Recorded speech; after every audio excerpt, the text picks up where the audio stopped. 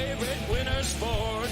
The summertime is over, so let's head down to the court. Time for the tip-off. Give me fast breaks on the attack. Will you shoot a three or take it to the rack? Basketball is back, Jack. It's a dream shake down in the post, or a killer cross you love the most. When the offense tries to run and gun, is it man-to-man or box and one? It's big plays and talking smack. That's how you know that basketball is back, Jack. Let me hear you say basketball, basketball, basketball. Basketball is back, Jack. 360 dunks and pick and rolls.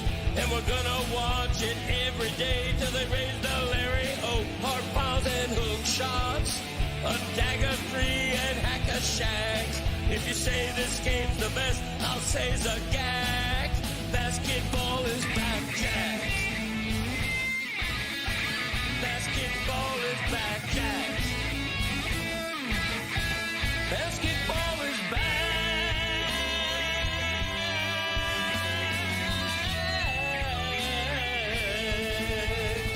Basketball is back, Jack. Greg, have you seen this week's episode of Euphoria yet? No, I do not watch that episode, that show. I haven't seen it yet either. Yeah. We got big news today. Very big news. Who would have seen it coming? That's right. A Pulitzer. A Pulitzer Prize. A Pulitzer Prize for Pablo Torre Finds Out. That's right. Everybody give it up for Pablo. Don't be shy. Come on now. The whole team. The entire staff. Mean won a Pulitzer. Oh, that guy behind me. The team of producers and Dan Le Batard, who made a big bet on Pablo Torre Finds Out. And it was great to see. The George Soros of sports journalism. So, Amin, can you tell us how all of this, like, how did it go down as far as your crew there at Pablo Torre Finds Out, finding out that you guys have won? This is an incredibly prestigious award. Yeah. So it's weird. I got a call from Pablo. He said, hold on, let me get Samson on the line. And so immediately I'm thinking, You're about to be sued. well, when I see a call coming in from Pablo, I'm like, all right, here we go. Like I was supposed to do an appearance, like now they canceled it or something like that. All right, whatever. Then he said, hold on, let me get Samson on the line. I'm like, oh, maybe we are going to do another episode, and this is the setup of guys we want to see, whatever. It's out of the ordinary for this to happen, but, whatever.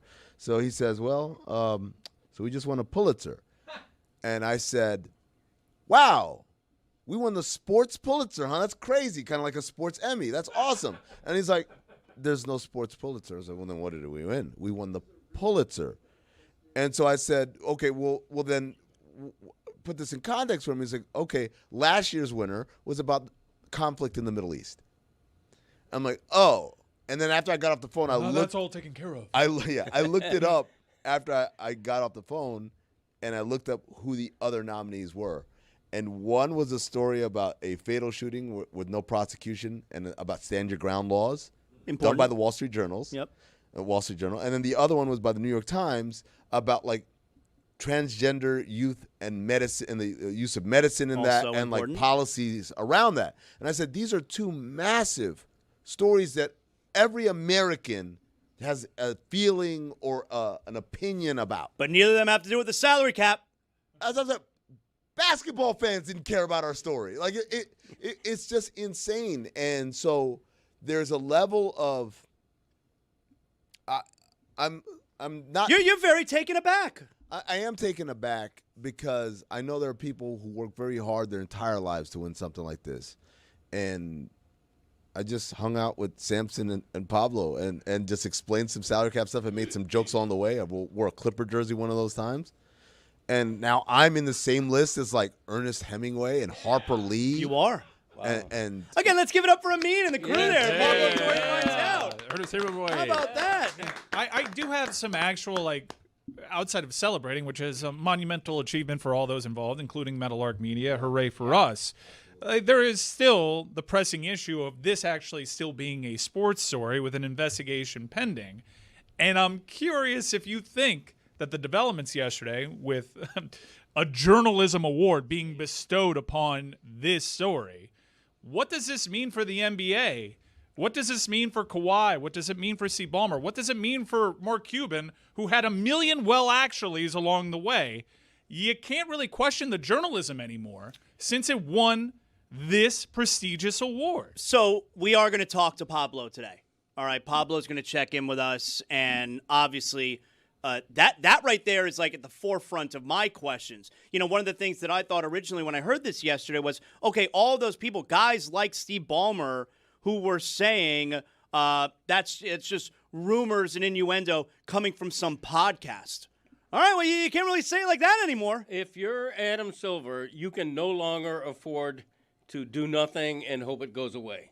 Because the Pulitzer Prize, and it's Pulitzer, not Pulitzer, but, I don't want to digress. Who are you talking to? The prize gives it legs. It's a story now that's going to live through the Pulitzer Prize. Right. I'm wondering, because I always just assumed, because of some of the episodes, Mina and I were talking, like one of the episodes, you found out that the investigators hadn't even asked questions about Steve Ballmer. And you just kind of thought that it would go the way that society's going recently, which is, hey, no one cares about your journalism stuff. So what is the NBA investigation going to yield fewer results than Pablo Torre, and we're just supposed to believe the NBA? The NBA is going to say, like, there was nothing here, but the most prestigious award in journalism decided to give one to Pablo Torre finds out for the very same research? I think that you touch on something, Mike, that is vaguely to me disconcerting about all this. Were it not for Pablo Torre or someone else taking on this investigation, it doesn't happen. We don't learn the truth. It's a weird direction, legitimately. I know this is an old conversation, a decade old at this point, about questioning the veracity of shared fact, but it really is kind of disconcerting, right? That we just back off of what is going to get audience determines sometimes whether or not there's an investigation of it. NBA fans don't want to hear this kind of stuff. Yeah, it's weird because there is a subset of fans who are like, why are you making problems? And I'm not even talking about Clipper fans. Just right. People, especially in this era where I don't understand that. No one likes a snitch. That they're trying to apply that kind of logic to it. Like, why are you snitching? And I'm like, do you understand how the world works or whatever? Mm-hmm. Or you have other people who are like, if Kawhi figured out a way to make more money, why are you hating on it? That's not what it's about. Right. Pocket watching is another one that's levied out there. But the reality is the sport is being played under a certain set of rules. And if you subvert those rules in order to get ahead, even if it didn't work, the intention was to get ahead, right? It didn't work. The Clippers didn't win a championship, but they got a player by basically promising him, we'll get you many more millions of dollars than what is legally allowed to be paid to you from any source, right? So you start with that. But then the owner is involved in this. And this is from the very beginning, I understood what the conflict was, which is if this were the Knicks and it was Jim Dolan, everyone would be doing the people's elbow. Like, we'd all, gang up. Because people don't like him. Because people don't like him, right? And he does a lot of unlikable things. Check out the Pablo Torre Finds Out episode about surveillance and facial recognition technology that the Knicks are doing, right? But because Steve Ballmer not only is a publicly very well-liked and affable guy, but behind the scenes, the other owners like him, the players like him. He seems like a really good dude who just wants what's best for the sport. Mm-hmm. That creates this tension that makes everyone say, well, hold on, we don't want to throw Steve in the trash, and we don't, but he needs to be held accountable. I'd want Steve Ballmer to be my team's owner. Absolutely. He funds his own arenas, and yeah. He really cares about quality. About the experience, yes, right? He doesn't really care about making money. It seems as though with this venture, he just wants to put a winner out there. That's always what the perception is. And, I mean, even still, if I were a Clipper fan, while I'd be bummed about this and worried what it means for Kawhi and certainly what it might mean for my team, draft picks and whatnot, at the end of the day, I'm like, Steve Ballmer, his great sin was trying to improve my team. Now, he circumvented some serious rules in a league that legislates this cap number.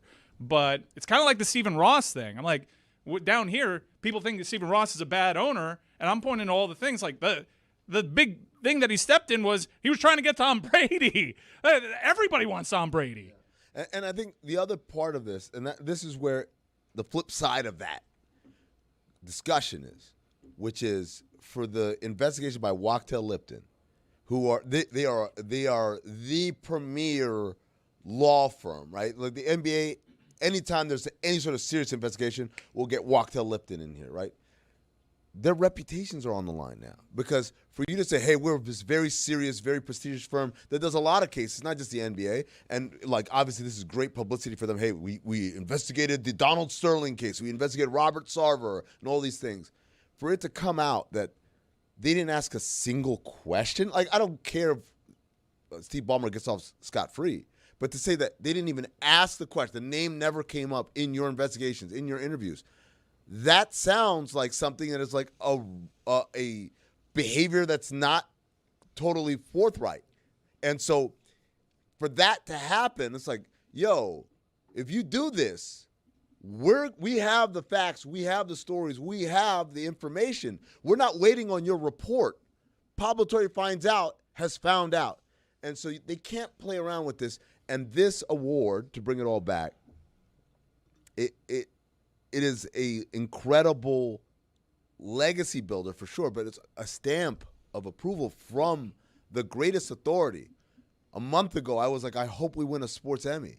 And now I'm like, to hell with it, man. Let Ernie Johnson inside the NBA win a 7 millionth one. They don't have one of these. Yeah.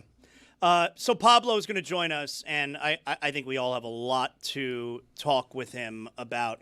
They won the Pulitzer. And the audio award for that episode, audio reporting, Pulitzer Prize winning.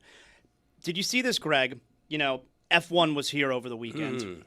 Really is amazing when you look back at pictures of what that stadium looked like.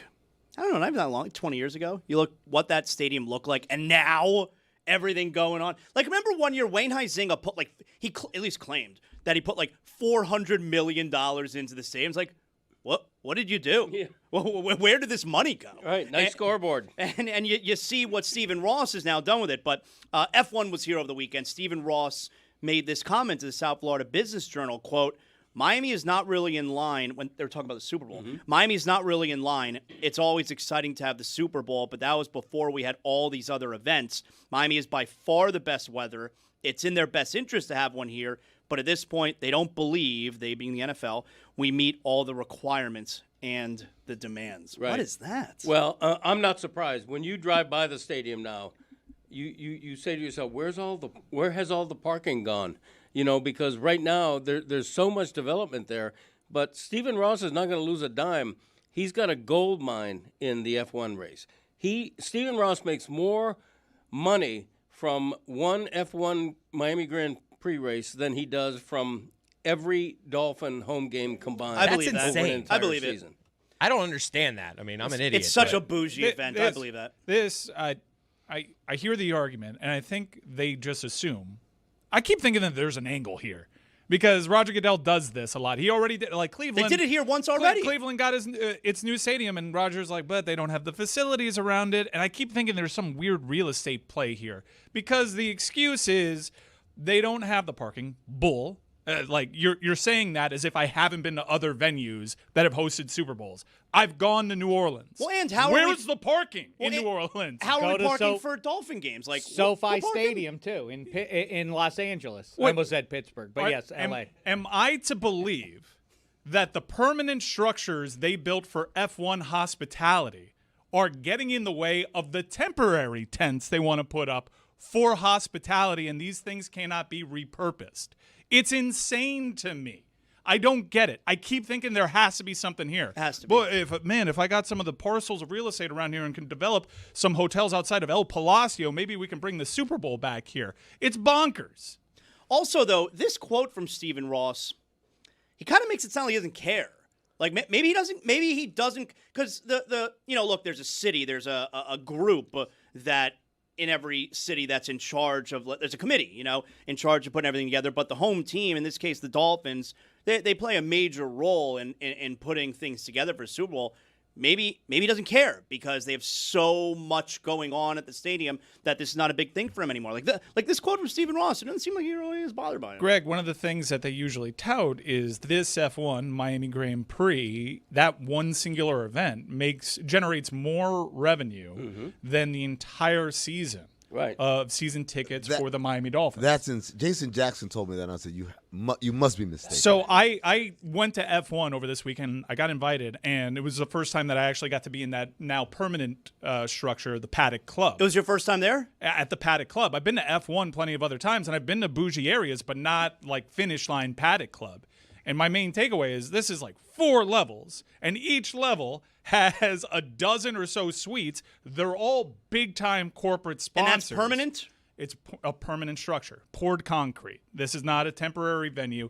They're there, like the garages are there year-round. This structure is there, and to my knowledge, it only gets used for Formula One's Miami Grand Prix. There are other venues outside that are also permanent that I've seen during Miami Hurricanes games and Dolphins games get repurposed. We house some recruits at one by the fan zone. You've probably seen that structure. But the main Paddock Club, that's only used once a year. And it generates crazy money. I couldn't believe the sponsors. But explain that as somebody who is an ignoramus as I am. There's only one of these a year? In Miami? Yes, it's a weekend. It's a weekend's worth of revenue that they're generating. But why? Just happened. What is the? They travel around to different. It's like golf tournaments. I loosely get it, but I mean, what is why? What is the reason behind there being such, so much loot compared to what the NFL is? So it's super bougie motorsport with high-end sponsorships and partnerships. Right. So you start with the general concept, right? If you think about the NFL, you say there's only 8 home games. Yeah, but there are 32 teams. So each one of those teams has 8 home games. You do the math. It's a lot of NFL games across the nation that are being played. And then you add the playoffs and the Super Bowl, obviously. With F1, there's like 24. How many? 24 races globally. It goes to November. So your audience isn't just the locals. It's also there are people who travel to all of these. That's number one. Number two. Really? There are people who travel to all these races. Global sport. Number two, they're very affluent, right? These people who follow the sport. It's not a. Why is that?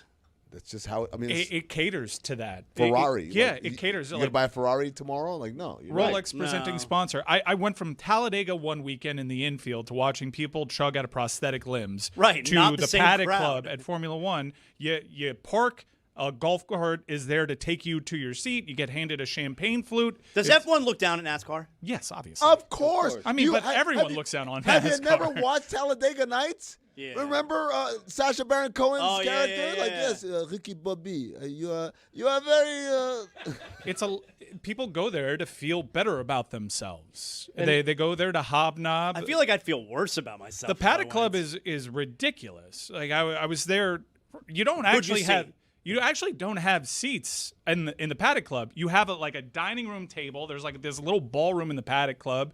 You get your own dedicated server, and you have TVs everywhere. And if you want to go out and watch the action right there by the start and finish line, you go out to a balcony, and you basically carve out your plot of land, and then you look to your right, and Joe Burrow is there. It's kind of like that. It's perfect for Miami.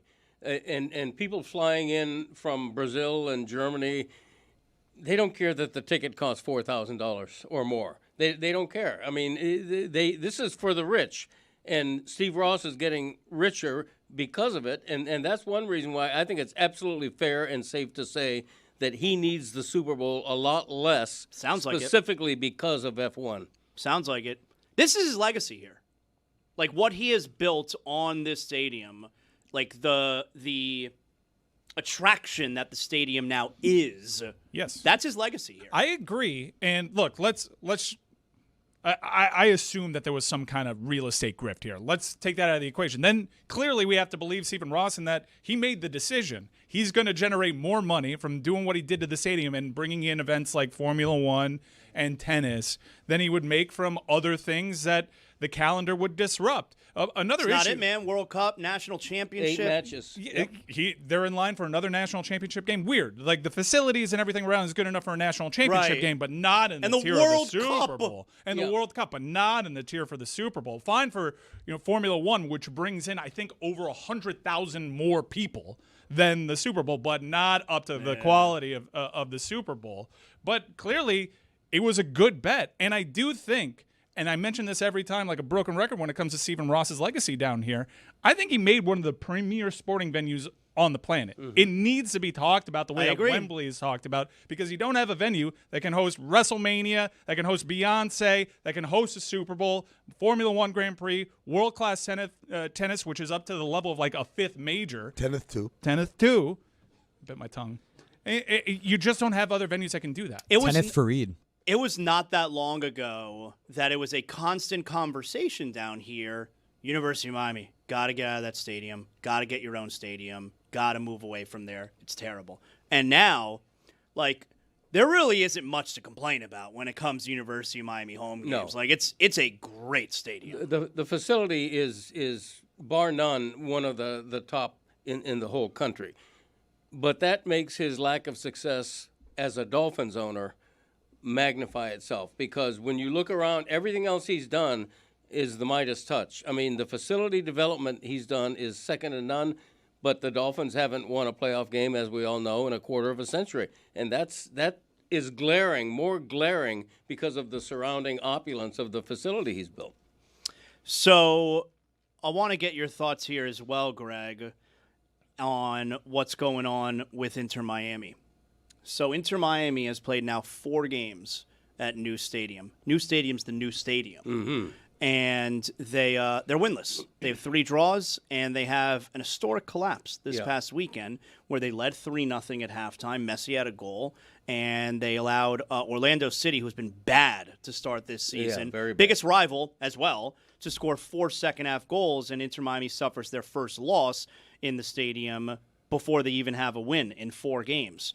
Now, after the game, you would figure, all right, like, can we get somebody to face the music here, answer some difficult questions? But that's not Inter Miami's style, man. Like, Inter Miami doesn't send out the big guns, the big star players. They don't go out there and, I mean, when has Messi ever spoken to the media? And so, listen or watch this clip here.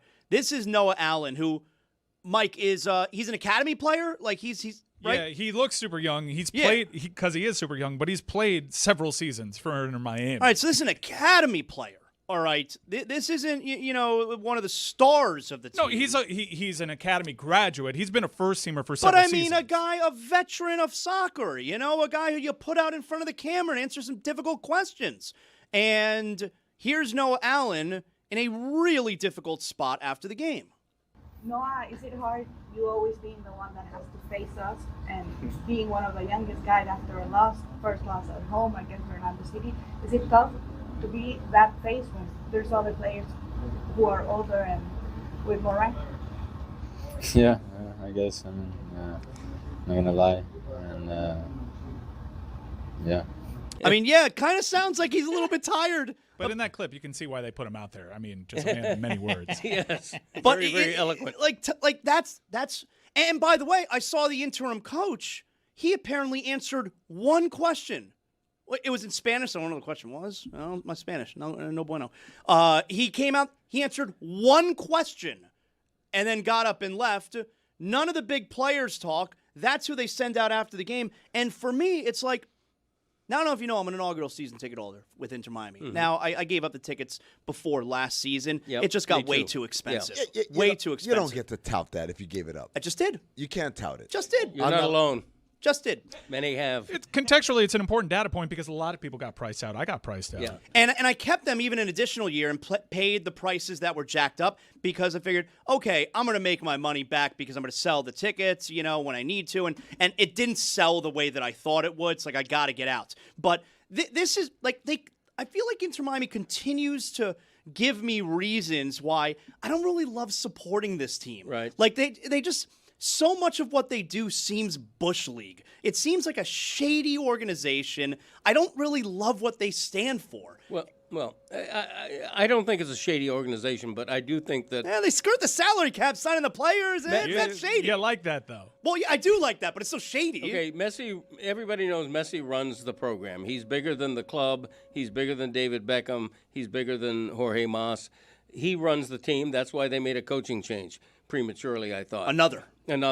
And so Messi hasn't spoken to the local media in a little bit more than 2.5 years. That's crazy. Not a word to the local South Florida media in going on 3 years now. And he gets everything he wants. And no fans are complaining because they have Lionel Messi, and he's still great. And by the way, part of the reaction to players never being available, and I remember when I was doing local radio here on 790 A Ticket, the first couple years of Inter Miami's existence, they should have been on their hands and knees coming to me, begging me to have players on my show. I had to beg them. I couldn't even get a response.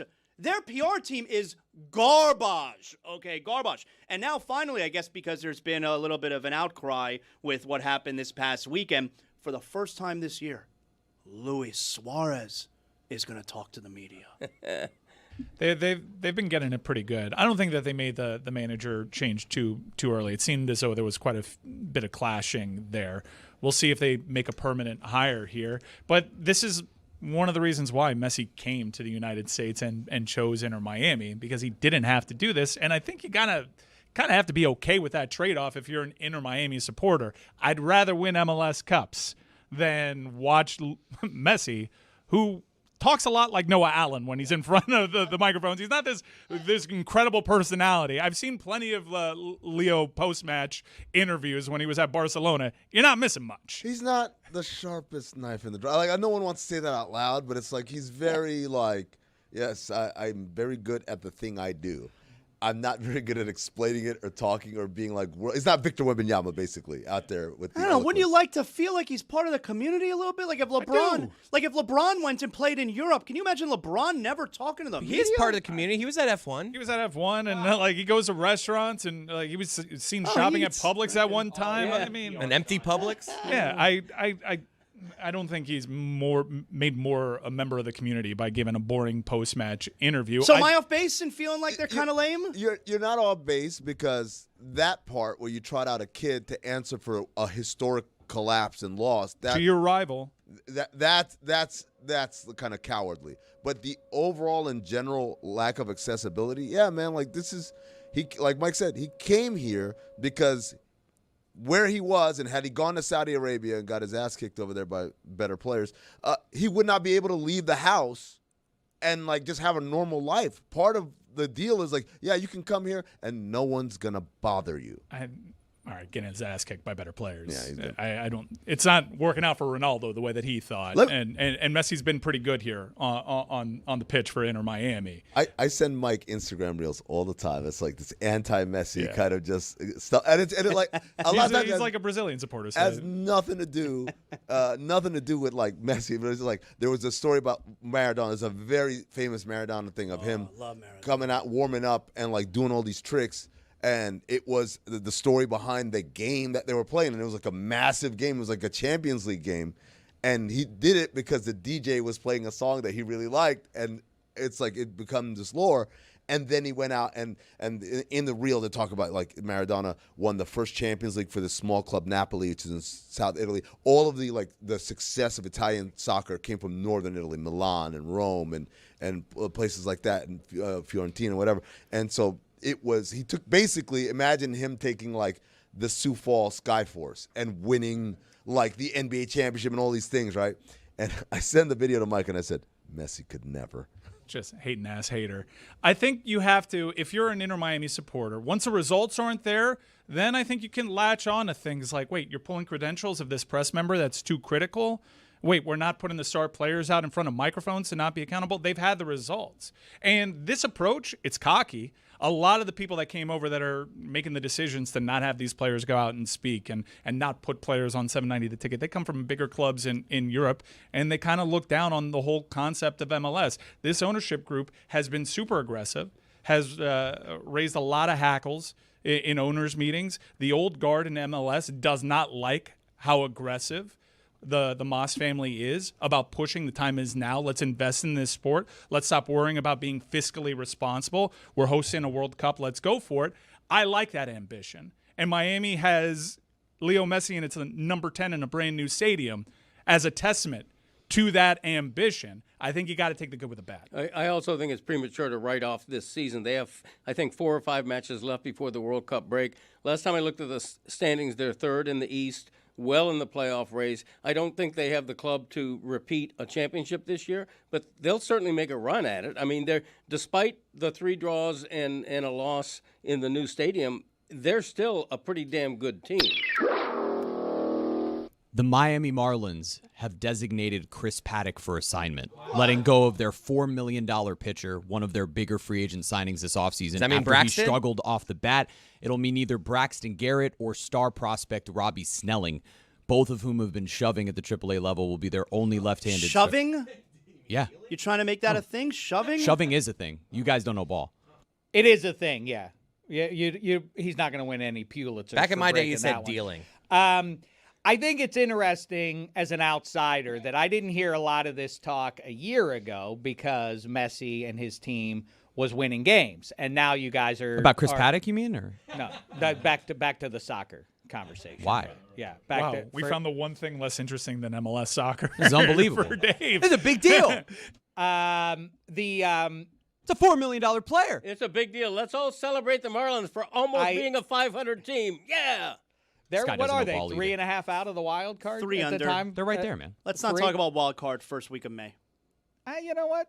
As a long-suffering Pittsburgh Pirates fan, I don't think it's too soon to start looking at the standings because they're halfway decent, which leads me to my point, which is the coolest of all takes. But obviously, if you're winning, it makes everything all right. You try to connect this to Messi, it's because they're not playing well, right? Everybody was willing to rationalize their way in New England around everything around Tom Brady and Bill Belichick and Aaron Hernandez and everything else, so long as they kept winning games.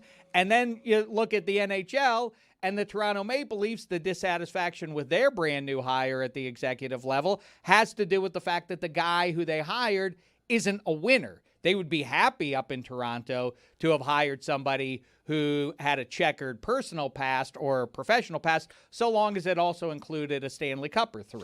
I mean, I guess I would say in my defense there, I was pretty loud last year in the middle of last season about Inter Miami's antics and what they're about, and they went on to win the MLS Cup. So, again, I've been turned off. I think you got a NASCAR approach to a Formula One sport. They're just going for a different type of clientele. They think that their brand is a premier luxury brand, and every decision that they've made along the way kind of co-signs that. But wouldn't Messi being more out there, more open, speaking, wouldn't that further help their brand? I don't think so. Unless he wants to do a 10-minute hit with a big dog every week. So I should mention, today is kind of a big day for Florida Panther fans. Tonight, were you aware of this, Greg Cody? It's the NHL Draft Lottery tonight. Oh, I thought you meant Vinny Viola celebrating a Kentucky Derby winning horse. That's right. He's an owner of that horse that won, right? Yeah. He's a part owner, but mostly the owner, unlike myself, who owns the tip of the right ear on a racehorse. I can't believe we haven't gone to Greg early on this because he is a horse owner. He's got the experience and the know-how and the insights about horse racing. Did you know Golden Tempo had a shot this weekend? No. 23-1. It was such a bunched race. I can never remember this in a Triple Crown race before. At the bell, there were 2 horses that were co-favorites at 5-1, depending on what odds you look at. 2 horses were 6-1. 1 horse was 7-1. Another was 9-1. So no favorite, really. 5-1 as the biggest favorite is odd. It was incredible, and it's an 18-race field, which is very, very crowded, and that's with 4 scratches.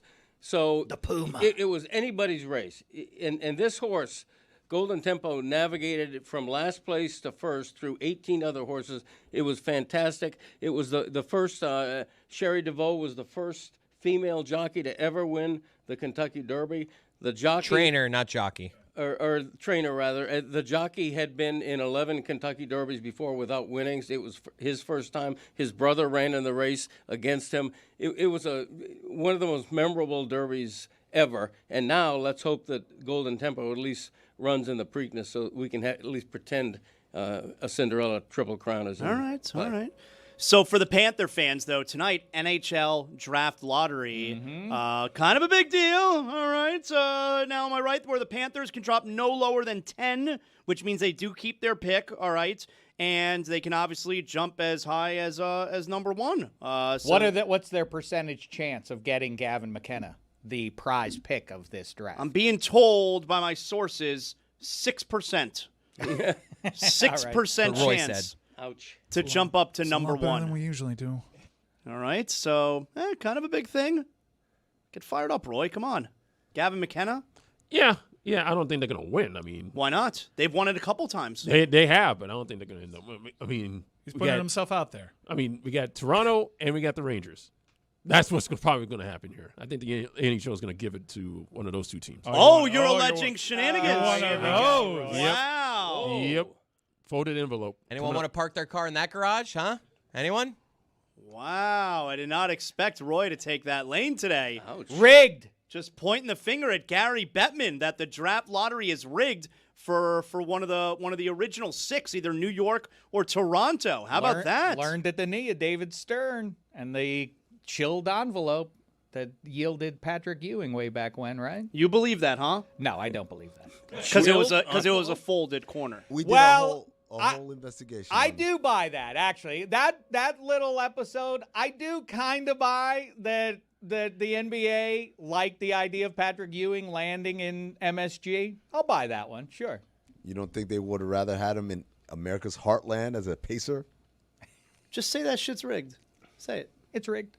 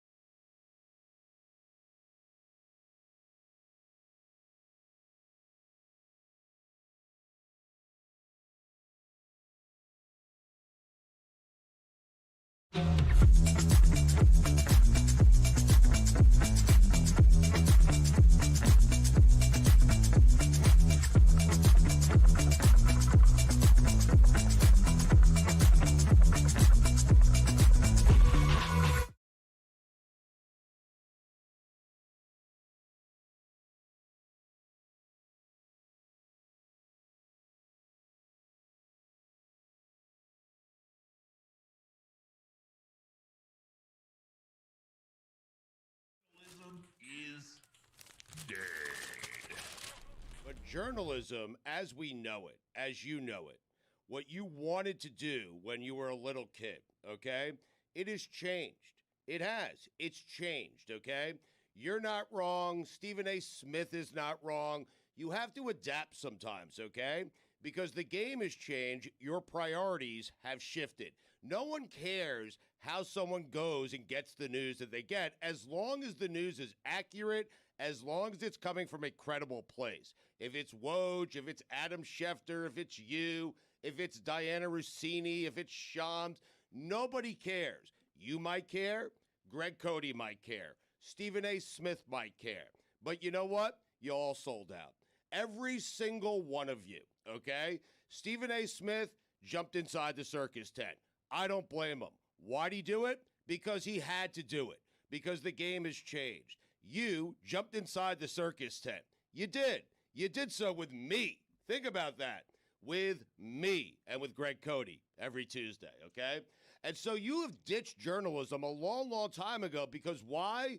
Survival of the fittest, Dan. You have to change with the times. You have to roll with a changing environment, roll with a changing industry, and that's what you decided to do. That's what Stephen A. decided to do. And for Woj, for guys like him, the game has changed slightly, where he went out and he seeked reports, and he wanted to be the reporter. And you know what? If now he has morphed into a mouthpiece for the Blazers, I'm okay with it.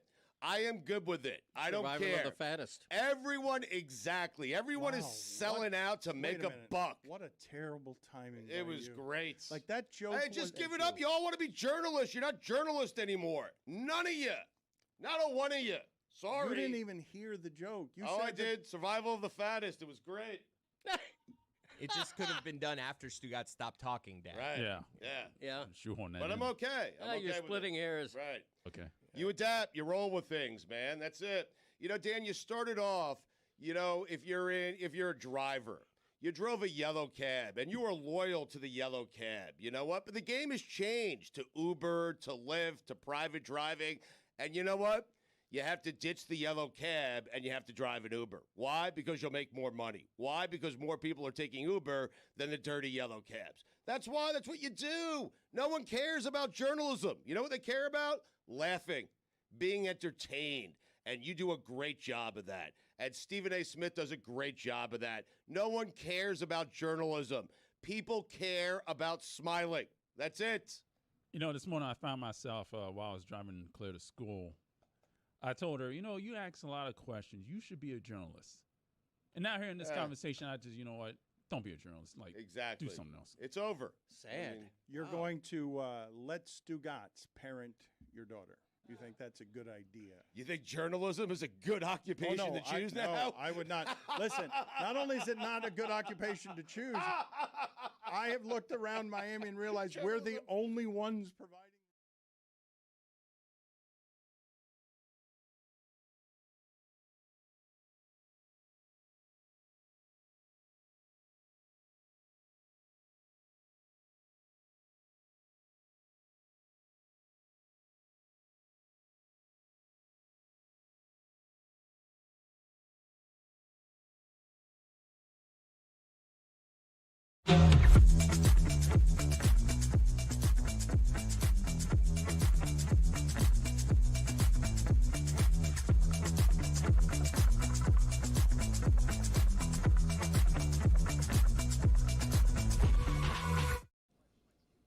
This episode of the Dan Le Batard Show is presented by DraftKings. DraftKings, the crown is yours.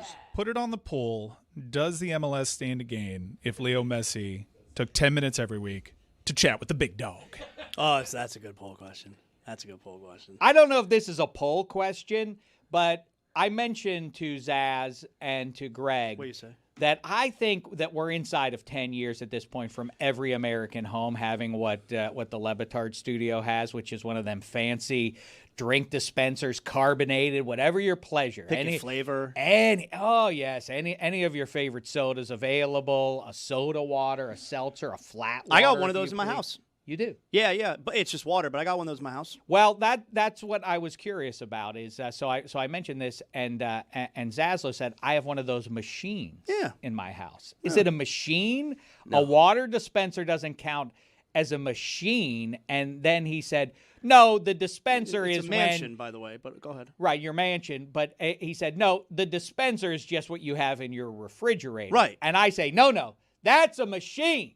That's the machine. That's a small part of a larger mechanism, a machine. No, I have a water machine. You have a dispenser. No, the dispenser is in the fridge, okay? The fridge has an ice and a water dispenser, which I don't use. You got that crushed ice?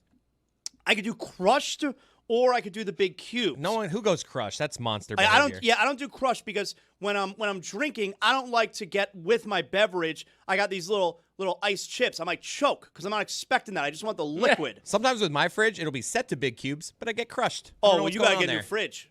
I don't know what's going on there. That's not okay.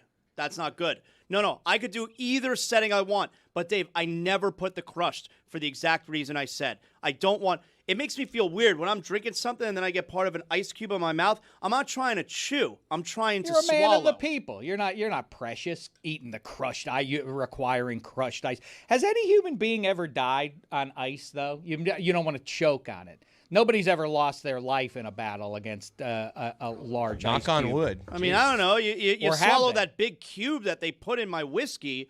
If that goes down That my thing, throat, right, I could yeah. die. I feel like you could Heimlich it out of there. Really? Yeah, I think so.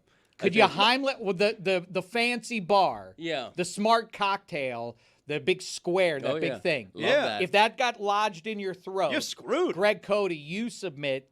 Somebody could purge that from Yes. you with the Heimlich before you pass. They could Heimlich it out, and you also have to consider that the ice is melting by Yes. degrees. Yes. If you hold your breath And for it's warm in your body. If you hold your breath for 20 seconds, the ice cube in your warm throat all of a sudden You think you could dislodges just itself. wait and that big cube is going to Yeah. dislodge from melting in What your a gamble throat? to take with your life. Like, no, I don't need the Heimlich. Right. I just need 20 seconds. You can Let's see. feel it melting now. The key is to stay calm as you're as you're dying with a giant cube in your mouth. I love all ice. So last night, Calling them nice no. the NBA playoffs, round 2 got started for a couple of series. And the first game, the Knicks blow out everybody now. The Knicks beat the Sixers last night by 1,000 points. The game was not close. And if I could show you here how excited Knicks fans are, all right? Because after every Knicks game, you got to go outside and you got to celebrate like you won the finals. 7th okay? Avenue, baby. Every single game, 7th Avenue is packed. And they were so excited that it doesn't even matter that it's J.R. Smith, former Knick. I'm not going to say Knick great. We have to have some standards here. But he gets trampled by Knicks fans. Look at these Knicks fans. They're trampling him. He can't even get up. He fell down here. He's on top of other people who have fallen over. Looks scary. It does look scary. Yeah. You know what, J.R. Smith? Maybe don't go on 7th Ave. Because they got a separate They have celebrity. a cigarette in his hand? They have a celebrity entrance. Probably not a cigarette. There's a separate celebrity entrance on the corner of, I want to say, 33rd and 8th. That's where all the celebs go in. You'll see a lot of, viral video shot of, people, hey, Ben Stiller, say something cool or whatever. They all come in through there, and you get picked up and you go out. So for him to go to 7th Ave, where that is, right where the marquee is, he wanted the smoke. He wanted the people's love and attention. Guess what? You found it, J.R. Smith. And then you also have, all right, so look, you're being a little bit daring if you're a Sixer fan. You know, you're a Sixer fan, you're going to the game at MSG, and you're wearing your Sixer jersey. So you're asking for a little bit of trouble potentially, especially if after the game you're walking outside on 7th Avenue. And there was I don't know if you guys saw this clip, but there was a Sixer fan who's walking by himself. That's also a brave move. By himself, and he was attacked by Knicks fans. They're trying to rip the jersey off of him after the game. That's a dangerous scenario outside their 7th Avenue MSG. What are you doing? These Knicks fans, man. I don't see Ben Stiller in the mix there. Where was I did see photos of him. He had Knicks colors on. Where is he in this? He was at the Met Gala, wasn't he? I don't think he was at the game. That's oh, terrible. wait a minute. What? That's what? terrible. Wait, the Knicks super fan who tweets after every game gets into rows with White House officials about what the meaning of his Knicks supporting tweets really mean. He wasn't at this pivotal game. That's a married man right there. I'm beginning to think that Dave knew that all along.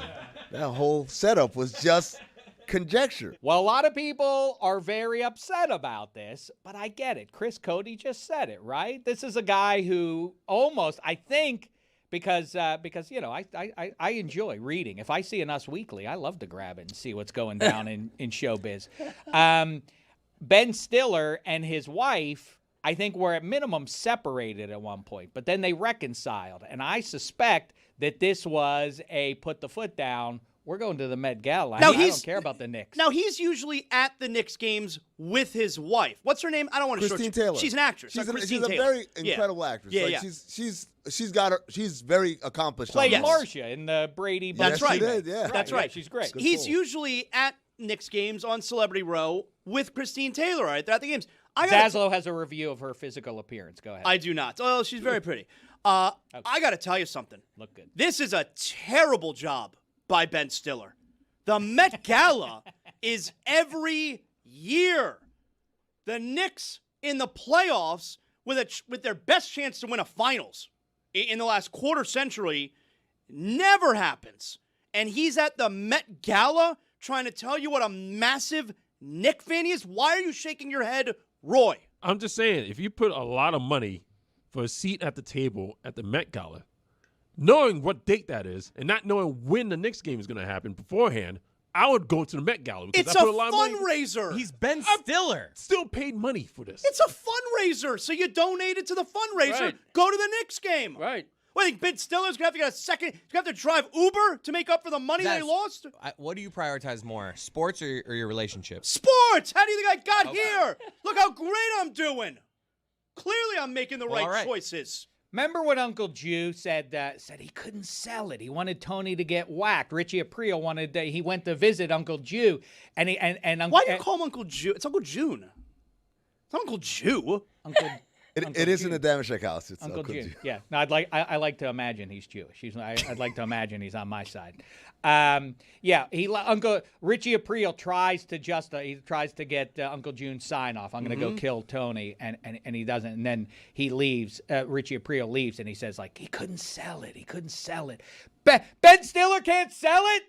Come on, what are we doing? This is troubling to me. He can't sell the importance. We have the 76ers at MSG. I'm sorry, we'll go to the Met Gala or you can go. That's really the thing when it comes down to it. I don't want to be too guys versus women, whatever. Go on. But why do I have to go to the Met Gala? If it's important to you, I want you to go there, and I want you to be happy, and I want to be there and support your interests if that is your interest, and it's my interest too, and it's a charitable event, and so I want to be there for all of it.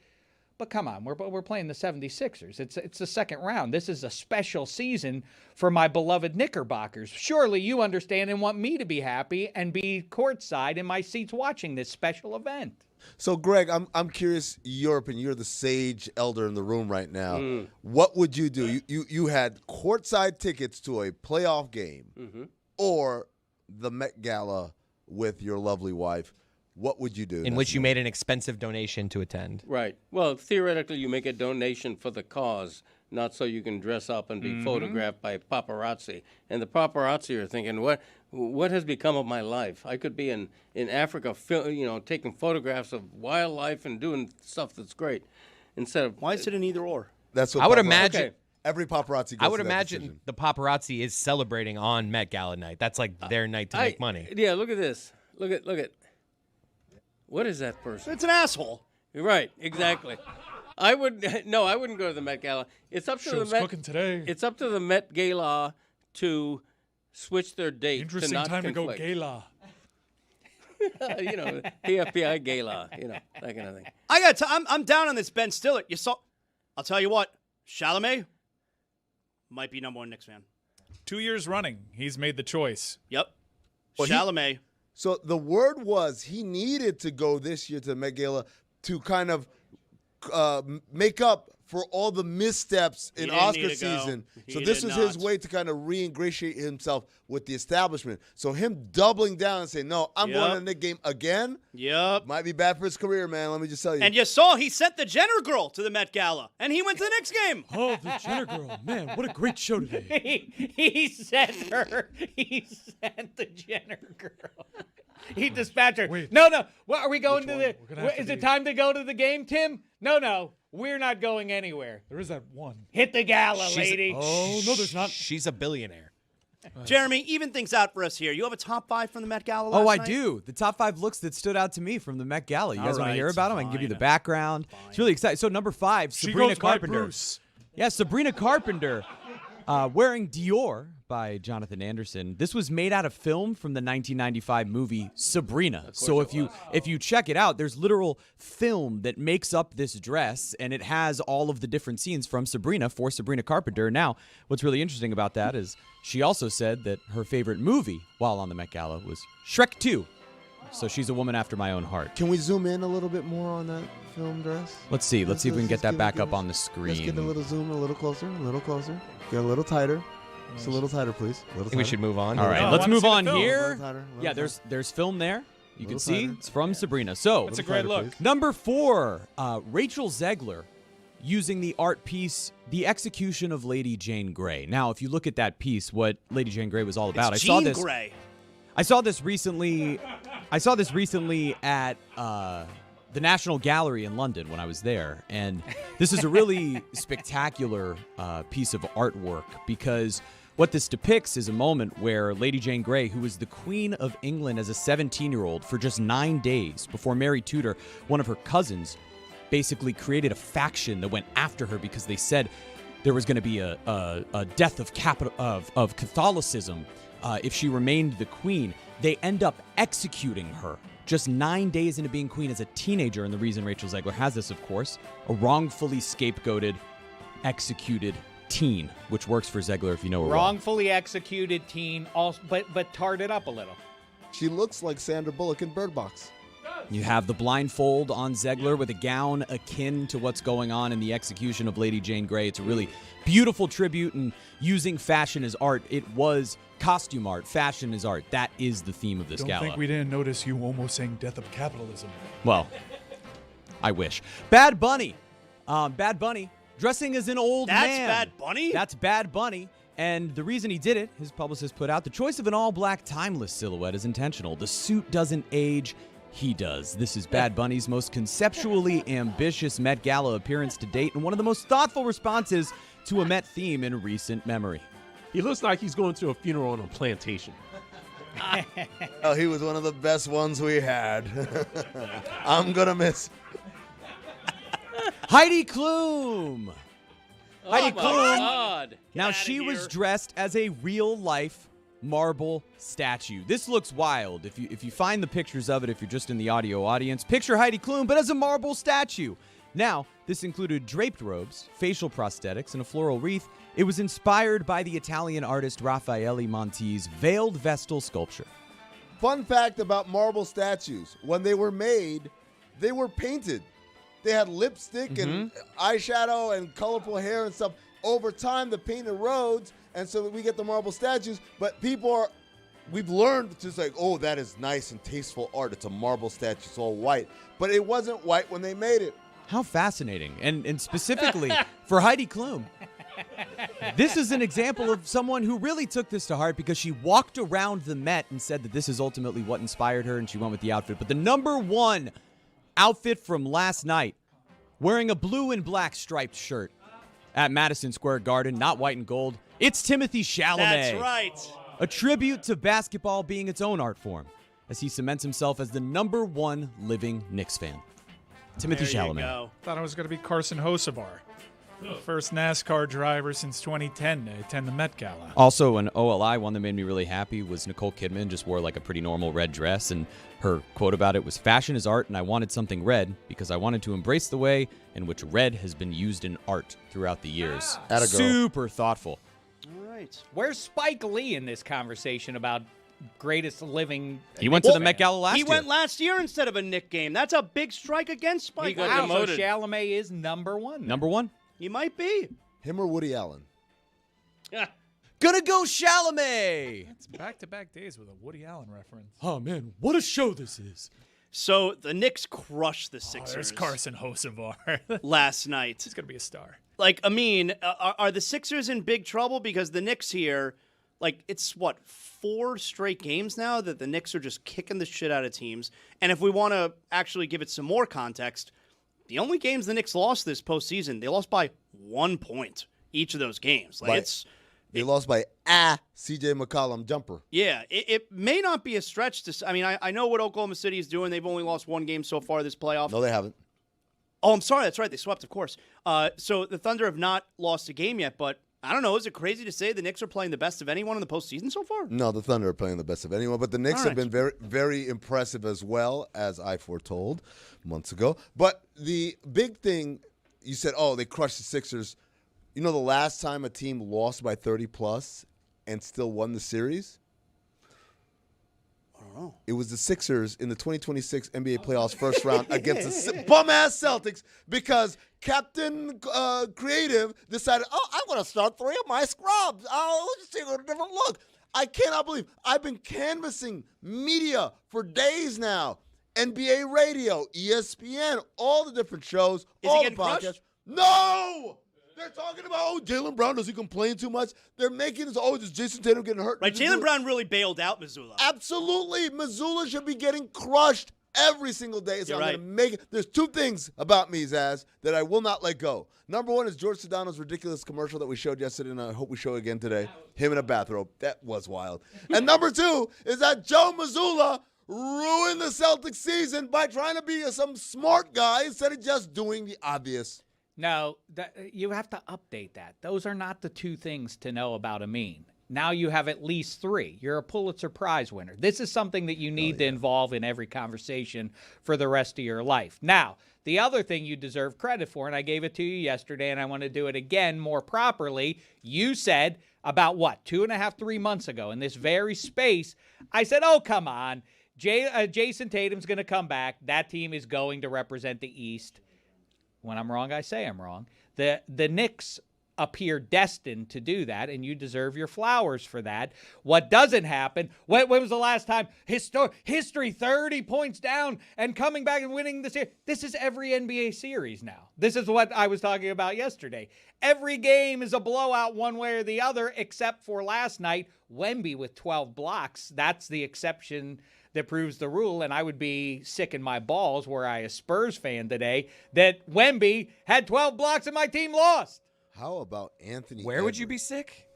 And his balls. Basketballs. You know about that ball sickness? No.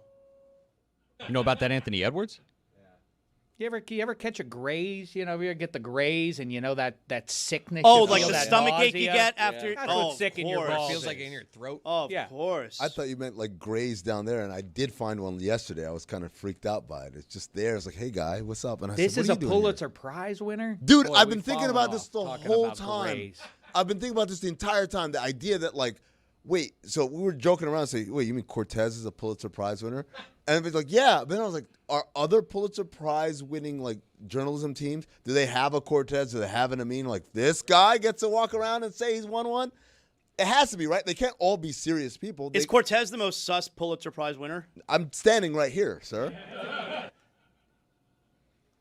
Well, I mean, as far as that goes, as I have long said, if I ever got into the Pro Football Hall of Fame, which I may or may not, I don't know, time will tell, but if I do get a gold jacket, I will wear the gold jacket at least once a week out to dinner. Yeah. The idea that people get Spartan with the use of their gold jacket, that would be untoward to wear the green jacket out if I won the Masters. Not for Dave. Dave would be out and about wearing the this old Did I not? Yeah, I won the Masters last spring. Did you not see that? Yeah. Shane Battier used to wear a green jacket during the Masters all the time. This is back when the NBA had the dress code.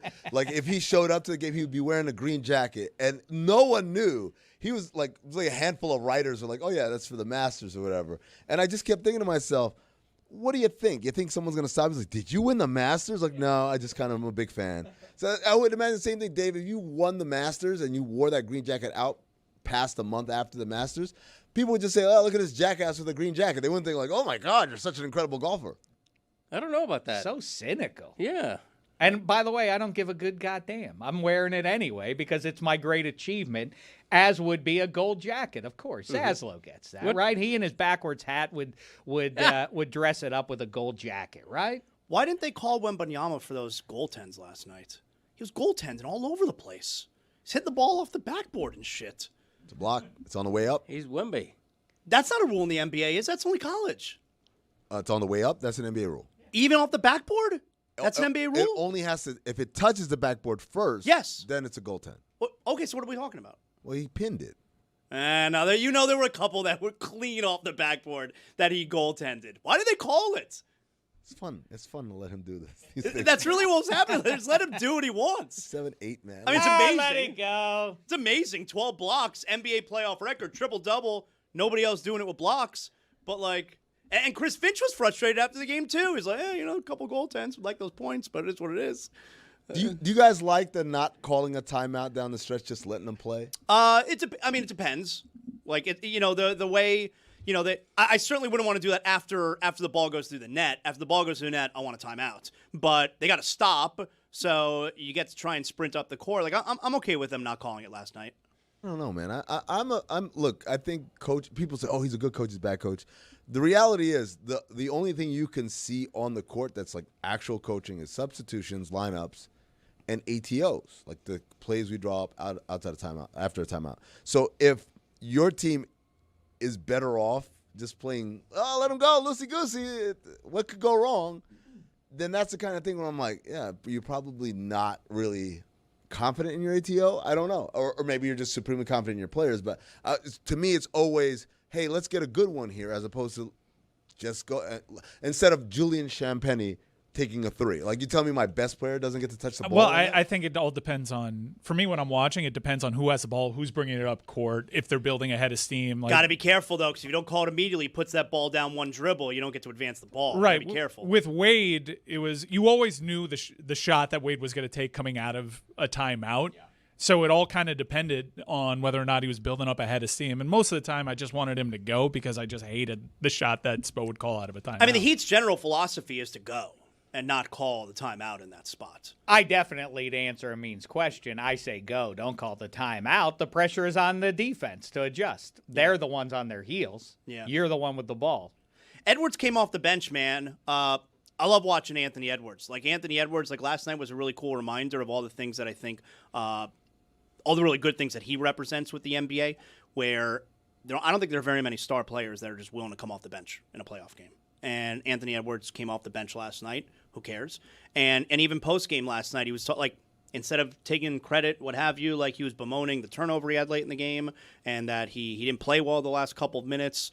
Anthony Edwards plays, man, and no one expected him to play last night. This is an injury that was supposed to keep him out for a little bit. That dude plays. Like, you think he's one of the guys in the league that you look at, like, wish there were more guys like that. And he, by the way, he clearly was not 100%. Mm-hmm. Like, he went out there less than what his normal self is. He's awesome. But he found a way to make an impact. And they had to. Part of it was, it's not just like a pride thing. The Timberwolves, obviously, DiVincenzo's gone for a long time. But then Ayo Dosunmu has been hurt too. Remember, he didn't play after he had that huge Game 5 game. Game 6, he didn't play. They finished off the Nuggets without him, without really any backcourt presence out there other than like Terrence Shannon Jr. or whatever. So it's almost like a necessity, like, hey, we really need you out there. And so he went out there, and he was the difference maker for sure. Guys, I pride myself on being emotionally mature enough to admit when I'm wrong. This one hurts. I don't want to have to admit I was wrong about Rudy Gobert. No. He's been unbelievable. Did you see that box score from Wemby? Like, he is being bothered. And it's Jokic, Wembanyama. This is nuts. Yep. It's why they traded for him. Like, when they made that trade with all those picks, it was originally for Jokic, now it's for Wemby. And it puts them in a position where they can defend these transcendent offensive players and gives Anthony Edwards an opportunity to be that guy. I have a theory that if Victor Wembanyama was literally any other nationality, he would have bust Gobert's ass. But because he's French, Rudy is big brother, right? He's played together. That's the guy. This is OG and stuff. And so there's a little element. And also Rudy is a big guy who's very long. If you're Victor Wembanyama and you're at practice, you're like, I need to go against someone who can give me a challenge, it'd be Rudy, right? So it's like, maybe Rudy has been stunning him this whole time. Rudy, who we don't think of as a guy who can play mind games. This is the one opportunity he has in his life. There's no other player in the league. He could be like, I own you. Like, oh, he's right. I remember that time in practice where he bust my ass and he dunked on me. Oh, how can I ever do it? It's like Alonzo and Patrick Ewing, right? If Alonzo Mourning went to any other college than Georgetown, he would have bust Patrick Ewing's ass. But because it's big brother, he's like, I can't disrespect. I must bend the knee. Magic head coach Jamal Mosley was fired yesterday. Some people were very fired up about it, but maybe none other than Christopher Mad Dog Russo. Christopher Mad Dog Russo on his radio show yesterday on Mad Dog Radio on Sirius XM. He may have gotten a couple of cliche sayings mixed up together when talking about the Magic firing Jamal Mosley. And you're up 62-38, and you can't throw the ball in the ocean. Your team looks discombobulated offensively.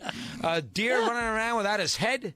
And you're going to sit there and now moan and groan that he got fired? Doesn't work that way. Why does the deer not have a head? Where did the deer's head go? Well, it got discombobulated. Yeah. Discombobulated offensively. Deer running around without his head. That'd be crazy to see a deer running around without its head.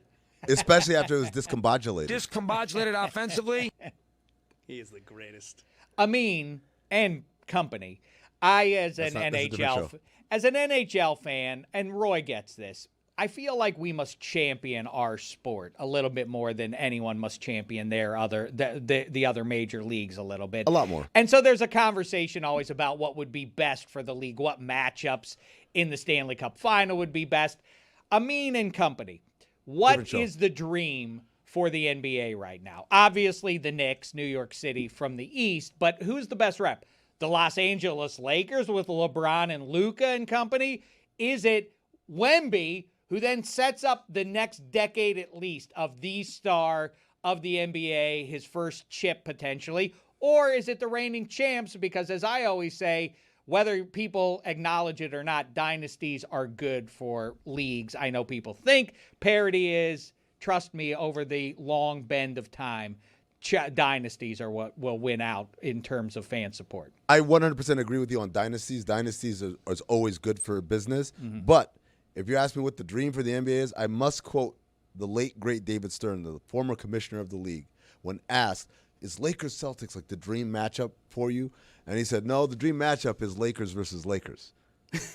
Like if we're talking about like the number one profit driver, if you have Lakers versus Lakers, you can't get better than that. It's a great line. Unfortunately, there's 0.0% chance of that happening, would you say? Or would you give them Holding a out hope. puncher's chance? You don't want to say 0%. Anything can happen. You give it like Anything can 1%. Greg, I want to make sure. I don't know if you heard the show at the end of last week, on Friday last week, because Thursday last week, the Edmonton Oilers were eliminated from the playoffs. And on Friday, we celebrated you, all right? We celebrated you on Friday with the Oilers season ending. You didn't face Kachuk, and you couldn't beat the Ducks. Yeah, you're still overrated to me. And then you got Draisaitl and McDavid speaking like guys who really don't know what the future holds. Did you do a victory lap in your home? I did, yeah. We had Anaheim Ducks fan Brad Williams, the renowned stand-up comic, on our show because Anaheim, of course, eliminated Edmonton and made me look even more right than I've looked for the past 3 years, being ahead of that. Yeah, I mean, the best matchup in the NHL is Buffalo against anybody. I'm so rooting for the Sabres right in the now. final? Yes. No, it's Montreal. No, well, I think Buffalo's never won in 55 I'm with years. Greg. You're thinking fan interest more than what the league wants. Yes, I am. You're going to go with Buffalo? You're going to go to Buffalo with Bernie Parmalee? No, I love getting behind the Sabres. In the NBA, it's simple. You want the Knicks and the Lakers. You want the team that hasn't won since 1973 in New York versus LeBron James, 1,000 years old, getting back to the final without arguably their best player. You can't do better than Knicks against Lakers as a dream match. Do you hope that McDavid requests out? He almost has to, right? He because they have two of the top 5 best players in the league, and they're not winning. They're going backwards. Yeah. As Draisaitl said, we've taken steps backwards as an organization. Right. Greg, I feel like you're being a little too modest here. You were the first one to let everyone know, hey, your golden boy is just spray painted with gold. He's actually lead underneath. And you said it, and you were ridiculed by some people, some of the hockey elites. Greg? The intelligentsia tried to make it seem like Greg Cody's just an old man who doesn't know what he's talking about. Right. But you were first at it. You called him out. You saw it. You saw the wolf in sheep's clothing. Yeah. You said, that one right there is a sheep in wolf's clothing. Thank you, Amin. I didn't win a Pulitzer for that, but maybe I should have. I don't know. I'm not think you saying should. that. It's what people Many are are saying. saying. You know what? Many are saying, right? I'm going to give my Pulitzer, right? It's just official. I just won it. I've only had it for a day. I am bequeathing it to Greg Cody. For You know his about Connor that McGovern bequeath? legacy. I don't believe you. Now, he said that aloud. So now, legally, It's on tape. I think he's obligated. Do you actually? I was going to ask you this. I mean, It's almost as good as a FIFA Peace Prize. in a situation like this, does the show get one Pulitzer, which winds up on Pablo's dining room table, or do you and Samson and everybody affiliated with the Cortez. show also get a Pulitzer? I don't know what it looks like. I mean, I know that's the logo we have in the background over there, but I don't know, is there like a trophy? Is it a certificate? I have no idea. Again, Greg, up until I was told I won a Pulitzer, I'd never in my life imagined that I win a Pulitzer. It's like when people say, "Oh man, how did you get into media? Like, did you want to do this?" I'm like, I never thought about it until the day ESPN said, "Do you want to work in the media?" And I'm like, I guess.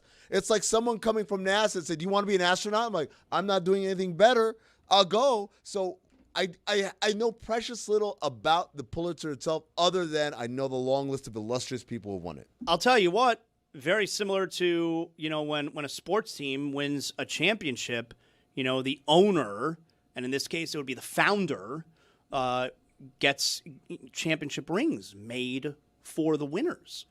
I mean, do we not believe that Dan should not have a ring made for the Pulitzer Prize I like winners? this. I like this a No, lot. you should spend more money on that show. In all seriousness, I do want to give Dan Le Batard his flowers here because there was like a blurb last week that I found funny from Colin Cowherd that said, we tried to get Pablo Torre, but he was too expensive, as if the volume hasn't spent loads of money on talent. But it was kind of good for us that was out because Dan, who's always said repeatedly how important journalism is, literally put his money where his mouth is. He bet on Pablo Torre. He bet on Amin El Hassan. He bet on David Sampson. He bet on Pablo's entire team. And Pablo Torre finds out to basically invent this whole new audio investigative, sports investigative journalism genre. And it paid off in a big way.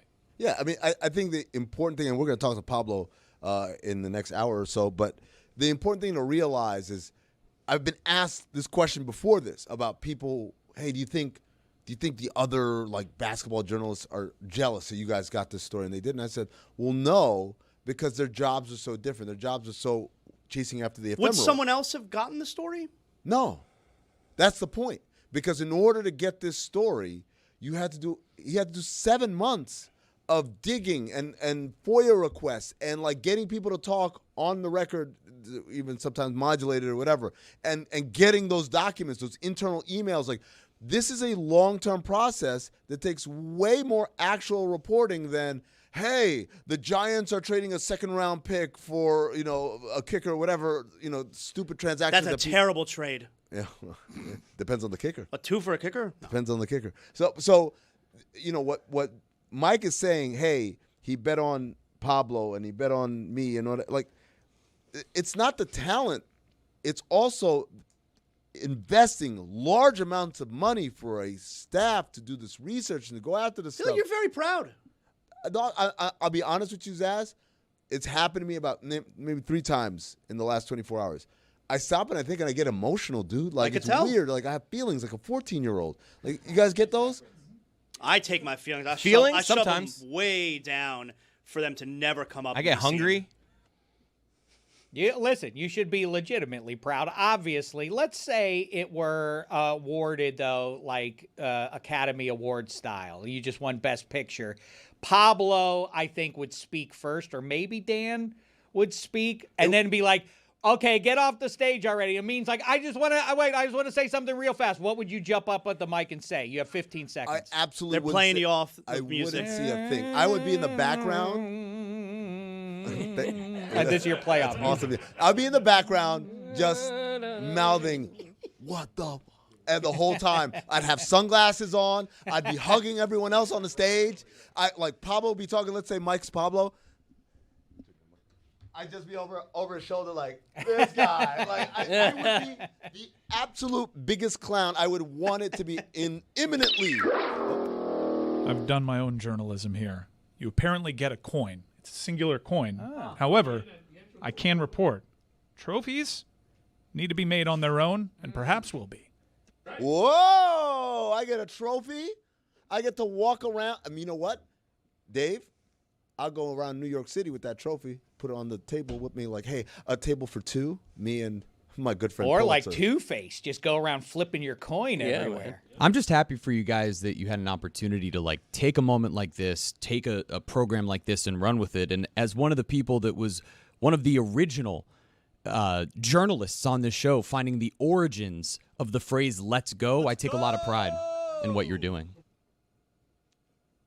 Sedona wore a bathrobe.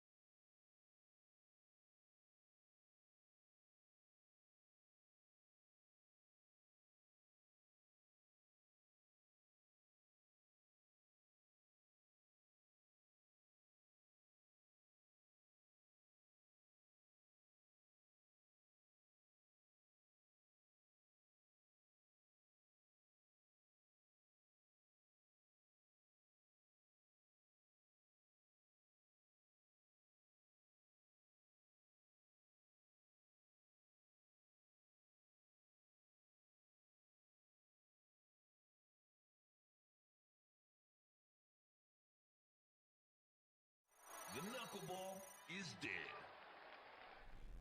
The knuckleballer is dead now, correct? Completely dead. There's no one. Is there anyone throwing the knuckleball now? Someone has to be throwing it. I would say Tim Wakefield was None of pretty us bad. have one. We're just like, yeah. No, there has to There's be. got to be. Well, wait a minute. The knuckleballer didn't go extinct without anyone telling us. As long as there's breath in my lungs, there's a knuckleballer out there. Put it on the poll, Guillermo, at Le Batard Show. As long as there is breath in your lungs, will there be a knuckleballer out there? There should be more because if you notice, I mean, I don't have any stats to back this, but I don't care. I'm going with it regardless. I would say that the position players that are pitching have a much better ERA than average pitchers do. Because they're all just going out there throwing the ball like 35 miles an hour, and the hitters are so confused that they just get under it, they pop up. Like nary a run is scored off of a position player. Sometimes, but not always. I loved when baseball analysis was starting strong. I loved the people who would do the analytics on how a knuckleballer would screw up your hitters the next day. The preparing for a knuckleball would screw you up the next day as well because you're sitting out there hitting those 45-mile-an-hour butterflies. There's nothing that I hated more, like growing up watching the Marlins, than when Jamie Moyer was coming to play against them. And I don't even remember if he was a knuckleballer or if he could just only hit 75. Slop. It was just slop. He could only hit he like was not a knuckleballer. 72. He was just old, and he threw croutons up Anytime there. there was a knuckleballer or just an old man that could throw the ball really slow, I knew like this team can only hit fastballs, and this is going to be a long day and a long week because they're not going to be able to figure it out. And it's frustrating because you're just seeing these meatballs go over the plate. You're like, how can you not deal with this? This is so slow. Hit the baseball. And yet Jamie Moyer had a 20-year career. 40. He was still pitching. What is the ruling of the committee? Is Stugotz is nominated? I need some sort of formal ruling from the committee. He has nominated Joe Musgrove. Billy is passionately against. Chris, are you willing to give him horse status because horse status is before ace? Horse is not an ace. Chris, before you answer, I have good news on the knuckleballer front. There is still one remaining. Mickey Janis of the Orioles is still throwing it. Okay? The worst team in the league. He's still out there, though, keeping the species alive. It also will not seems go though extinct. Mickey Janis has only pitched one game in 2021. Oh. In Major League Baseball. He's still trying. Still breath in my lungs. Yeah. He is currently with the Chicago Dogs of the American Association of Professional Baseball, which I don't think is in Major League Baseball. So it is extinct. So it is extinct for now, yeah. But extinct in the majors doesn't make it extinct as a species. Yeah, exactly. This may surprise you, Dan, but there are only 33 pitchers who have ever thrown a knuckleball in a Major League game, according to Wikipedia. That's which I was surprised how small that number was. I don't think that's wrong, Billy. Why would you think that's wrong? That's wrong. Let's all name knuckleballers we can think of and see if Well, they're no, on we'd there. never come up with 33 of them.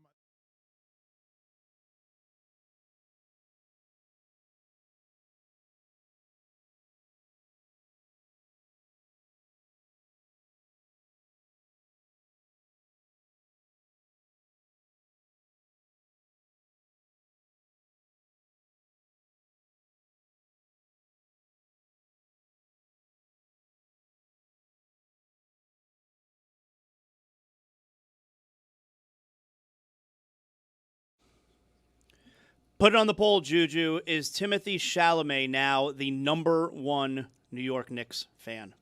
Valid question. Let's bring aboard Pablo Torre, who is having a huge 24 hours. That's right.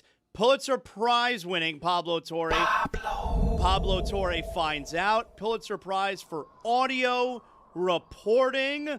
Pablo, congratulations. Are you finding yourself over the last 24 hours, or however long it is that you've known now, as emotional at times as Amin has been with this tremendous honor?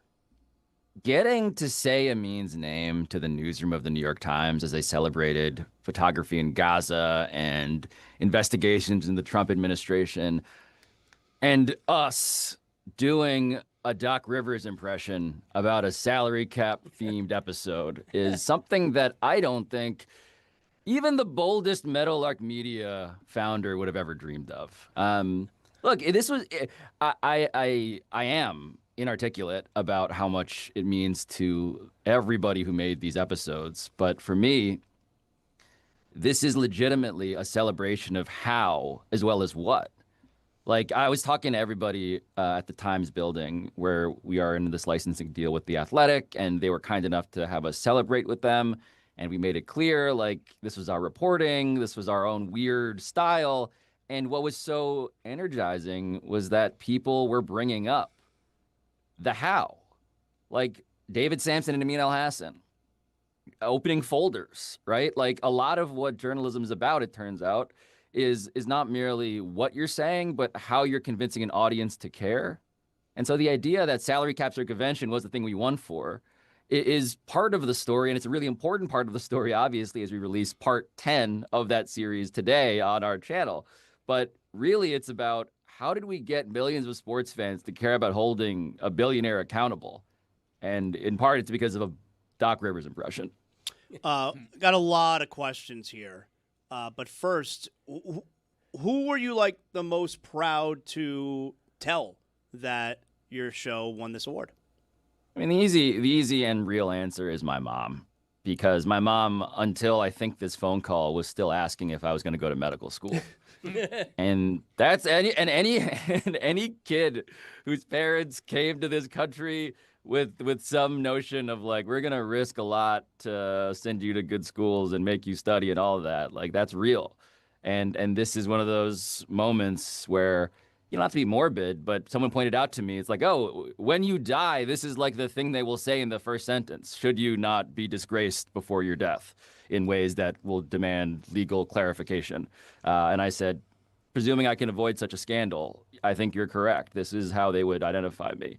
And that's something that is, I don't know, man, it felt cinematic. Like, it was funny yesterday, and Amin will appreciate this as well. I thought a lot about Amin yesterday when I was giving this speech.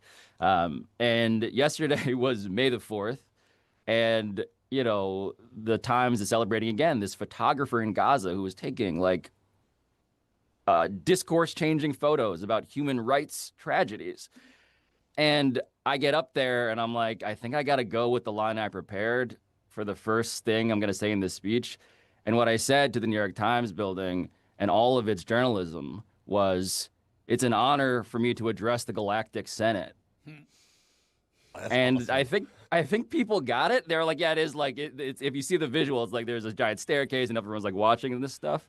But my parents getting to see that being silly can also mean being effective and smart and even significant in its way was really something that I can't summarize adequately. Pablo, was a Pulitzer Prize even on your radar at all as a possibility? And how do you find out you won? Like, who calls you? I got a call from the people at The Athletic and the New York Times on Sunday, and I didn't. And look, I got a call. It was like 11-something a.m. on Sunday, and when you get a call like that out of nowhere, you know, I was listening to what you guys were talking about before. When you get a call like that out of nowhere, as you look at the Galactic Senate, you think something bad has happened. You know, that my reaction was not, oh boy, a random unannounced call from the New York Times company. You thought you were getting sued. Was, I thought I was going to have to litigate or worse. You know, there are lots of things that flashed through my mind, Mike. And yeah, it ended up being one of those core memories that I'm just never going to forget, I think. Have you wanted to, I don't know if you're going to hear from him, but aren't you curious what someone like Mark Cuban thinks right now when he hears that you won a Pulitzer? Can we get him on the line? Well, you guys have his number. Let's try and call him up. I loved. I mean, part of what was fun was yesterday felt like remember that time when people were bringing this up. Remember that time when Mark Cuban showed up in your studio? And I was like, yeah, I missed that guy. I wonder where he went. The part of the whole thing. And yes, I am fascinated as to what he thinks now. I'm fascinated as to what the NBA thinks now that the Pulitzer jury has deemed this journalism as opposed to gossip, which is what Steve Ballmer has recently dismissed it as in a victim impact statement, which we discussed on today's episode, incidentally, with the former DOJ prosecutor who launched the Aspiration investigation, which is a bit of a Mad Lib for how I would follow up the news of this award. Of course, we did this episode before we won the award, but like that's actively, like what does this body think of this news is actively something that's relevant, actually, to how the Clippers continue to fight this. They dismiss it as anonymized, principally gossip-based podcasting. And it turns out that this thing is probably very helpful in establishing that it's not quite that. And so, Mark, if you're out there, I would love to chat, to catch up. Pablo, they asked me a question here in the studio that I did not have an answer to, which is there a trophy? And if so, is there one trophy or do we all get trophies? How does that work? I think embarrassingly, so Greg asked earlier, like, did you envision winning this? Of course not. I mean, no, absolutely not. They never give this stuff to sports reporting. Also, by the way, different about this was that this was not in the format, to go to what I was saying before. It wasn't in the format that they typically honor. And I love the format they typically honor. It's like narrative, public radio style, deep dive investigations, documentary style. You've sort of heard this style before. We have taken from that medium and made it our own, but we're fundamentally doing it in studio as a talk show with friends, which is bringing me back to Amin's question of, like, what did this look like? I don't know. I mean, I just Googled it literally this morning because it occurred to me, like, what is this going to be physically? Because I had never actually imagined what it would be physically. And I think it's like a giant medal. I think it's something that we can actually, I don't want to get ahead of myself in case this is against the terms of service that we all agreed to when we accept this. Yeah, there it is. I think we can probably melt this down and make it into something else if, like, it's not. I mean, because, like, a giant thing like this, it's a circle. That's cool. But I would like a karate trophy. Yeah, and like 7 feet tall, right? Yeah, I want a giant karate trophy. I want to melt all the trophies into one giant karate trophy, like we just won the Bloodsport tournament. Kumite. The Kumite. What do we know about where the NBA currently stands on everything? That's the focus of today's episode. The most recent and interesting thing is that Steve Ballmer, aforementioned richest owner in American sports, guy who does not appreciate the conversation we've been having about this podcast, has been in court filings saying many things that amount to the clearest and most energized version of his self-defense. And so the NBA, what's so interesting is that the last section of the victim impact statement that Steve Ballmer filed, which went into the court filings ahead of the sentencing of the Aspiration co-founder Joe Sandberg, who has already pleaded guilty to 2 counts of wire fraud. What Steve Ballmer says at the end of that letter is that he wants the public to know that effectively, and this is my translation, whatever Joe Sandberg told the NBA and Wachtell Lipton, he should not be trusted. And immediately, of course, by my detective spidey sense, says, what did Joe Sandberg tell the NBA? And then you look into the court filings on the other side, among the letters of support for Joe Sandberg, and there is a very carefully worded letter from Wachtell Lipton, the NBA's preferred investigators, filed on the side of the aisle of Joe Sandberg, which is, again, careful in its description of substantial assistance provided to the NBA in their investigation. But it seems that Joe Sandberg is now a player in the story of who said what to the people who can dole out a punishment. And so the NBA, presumably, as we dissect all of this on the show today, they are looking ahead to not only the sentencing of Joe Sandberg, but to the information that they will perhaps disclose about what he said about his former business partner, Steve Ballmer. They did 9 figures of business together. That were the sum total of their agreements was 9 figures, okay? Over $100 million. And so the NBA, I believe, and I mean, we'll remember this as well from our Terry Rozier episodes, they are also very afraid of what the federal government might be interested in. And so it's just one of these reminders, Zaz, and this is a very long answer to your question, but the NBA is very concerned about what the government, this administration in particular, by the way, which I have many problems with, but in trying to decode what are they interested in, the question would be, can information come out because the federal government wants to investigate, wants to offer deals to the protagonists we've been mentioning for information about other people who are of interest to the government, much like the FBI and the DOJ did with Terry Rozier that the NBA and the Miami Heat were caught blindsided seemingly by, or at least the Miami Heat was caught blindsided by. What if that happens next? And so there's just more information looming now that's now being alluded to in court filings. Pablo, earlier, I know that sports investigative journalism in podcast form has existed before, but you guys did kind of create this new like punk rock subgenre. And I'm curious what you learned about getting attention to hard journalism work being done, because it's difficult. I read the other day that a supermajority of Americans avoid the news entirely because they would rather be ignorant, because ignorance is bliss. So I guess you're kind of lumped in, any journalist is, with this whole notion that there's this real world going on and not everything's great and it's hard to get people to pay attention. So what did you learn about drawing eyes and ears? Yeah, look, the thesis of the show is that we should take the work really seriously, but take ourselves less so. And what does that mean? It means that sports, and I say this a lot and I mean it, and I felt really proud of its effectiveness now. Sports really is it's the cheese you melt on the broccoli of whatever non-sports substance you want to discuss. And so I'm not saying we're trying to trick the audience, but really what I've been finding out here in the course of all of this, from both the most established institutions in journalism as well as like people who don't give a fuck about any of that, and especially that latter category of people who don't give a fuck about any of that, it's that if you actually have fun doing journalism and think that it's also meaningful at the same time, there are actually millions of sports fans, millions of dudes out there, principally, but billions of people out there who might actually agree with you. They might actually share the principle that, wait a minute, journalism could be fun and meaningful. And in fact, what they realize in the course of an investigation of the richest guy in sports is that maybe they believed that all along. And that's like the power of doing it in this stupid but smart way that like Meadowlark, I think, has embodied. Like independence, trying to do it in that way, smart but stupid, highbrow but lowbrow. Maybe you agree with us if you only realize that it's a good time.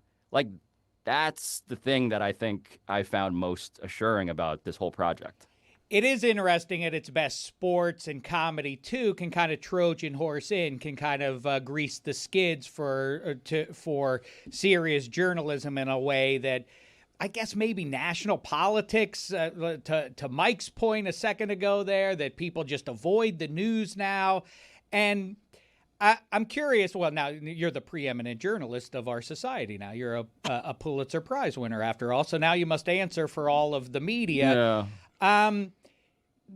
Now, are you surprised by, or how do you reconcile the original sin for me of the last decade was the claim from the guy who sits at the top of the mountain, fake news, I don't like this. And now, not surprisingly, other deeply wealthy people use that. You talk about Steve Ballmer in the NBA. Fake news. It's nonsense what he's saying.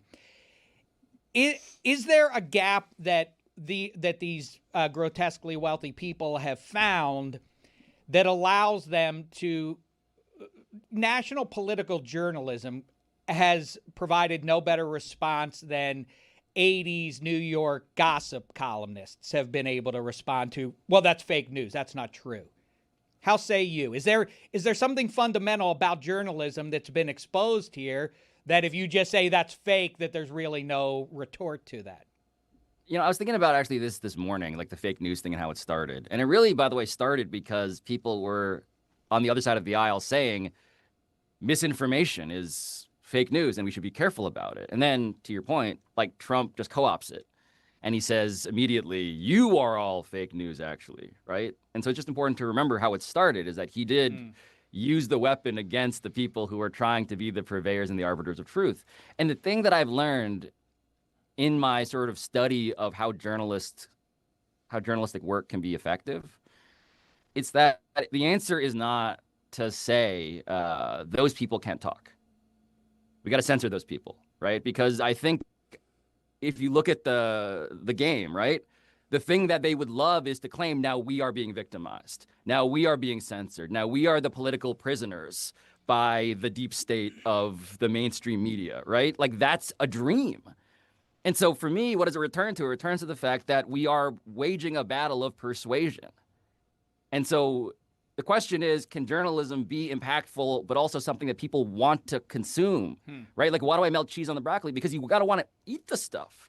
No one's going to make airplane noises and spoon feed truth into your mouth.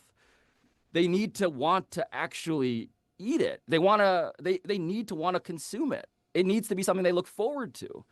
And if there's anything that I found from like the mainstream media perspective versus Trump, as like we were talking to a lot of the reporters yesterday at the Times who won a Pulitzer for investigating Trump, it's that a lot of them, I am in awe of what they do in terms of just the scale and the dangers and the legal risks. They're actively in court about these issues with the administration. And at the same time, they want to know, how did you convince people to think your work is fun? And that's the legacy of how we did things insofar as we are still building it. And that's, I think, the solution to like the fake news problem insofar as it's been weaponized against the people who are trying to take risks to tell the truth. Pablo, you going to get high and find time to watch Mortal Kombat 2 with the boys or what this week? Hell yeah. How do we feel about Johnny Cage? I like that. Look, Cole Young was abysmal. A terrible lead and not a canon But character. you said he's still in this movie. Yeah, but the poster placement suggests that he might be killed off early, which will pop. Fatality? We needed, yes, I hope it's gruesome. We needed a new hero. It's Johnny Cage now. So I feel pretty good about it. I saw a clip of Kung Lao, who's now been risen, presumably by Quan Chi. I don't know. Maybe you get on that. Kung Lao. Risen from the dead, now fighting Liu Kang, his cousin. Do we think there will be a babality? Ooh, babality. Because the fatalities were like I'm like, what? We're Or gonna friendship. get a roasty. We'll get one of those. We'll get a lot of that stuff. But like, How many were those? I think- Beastality, right? Yeah, but that kind of depends on the state you're in. Yeah, some states there are restrictions. Others, Like, you can barely tell where Cole Young is on there. Like, first off, Cole Young, terrible MMA fighter, lost to Eddie Tobias, which, if you were a fan of the video game, you know that was a salute, a tip of the razor-edged cap to Ed Tobias. But this is why I asked the question, Mike. Look how central Johnny Cage is. Yeah. Oh, You yeah, know, he's a I'm new. saying. No, they in the sequel they decided new hero. Kind of, and you know what? Before you laugh it off, Terminator 2 did this. Wait a minute. Can you go up? Can you guys scroll up, video team? Cole Young, he sucks. Hey, Cole Look Young. at this dramatic reveal of the sunglasses. Yes. Who are we? Okay, so that's Kano. on the left, of course. Kano, who died in the first one, but again, I think Quan Chi is at it again, raising people from the dead. And we're doing Jax. That's Jax. Yeah, Jax was in the first one. There's His arms Sonya. got frozen by Sub-Zero. How do they just sneak in the tip of the metal arm though? Jax mostly looks like a guy, and I just feel like they didn't really spotlight the whole "I have metal arm" thing. Interesting. Yeah. I like that. Paul. That's a great call. It's like, hey, it just looks like there's a guy on this poster. It's like, well, just make the little pit of metal. Oh, pop on the out right poster, that's Noob Saibot over there on the left, which means Quan Chi is also risen. These outfits are indistinguishable from the Met Gala. No.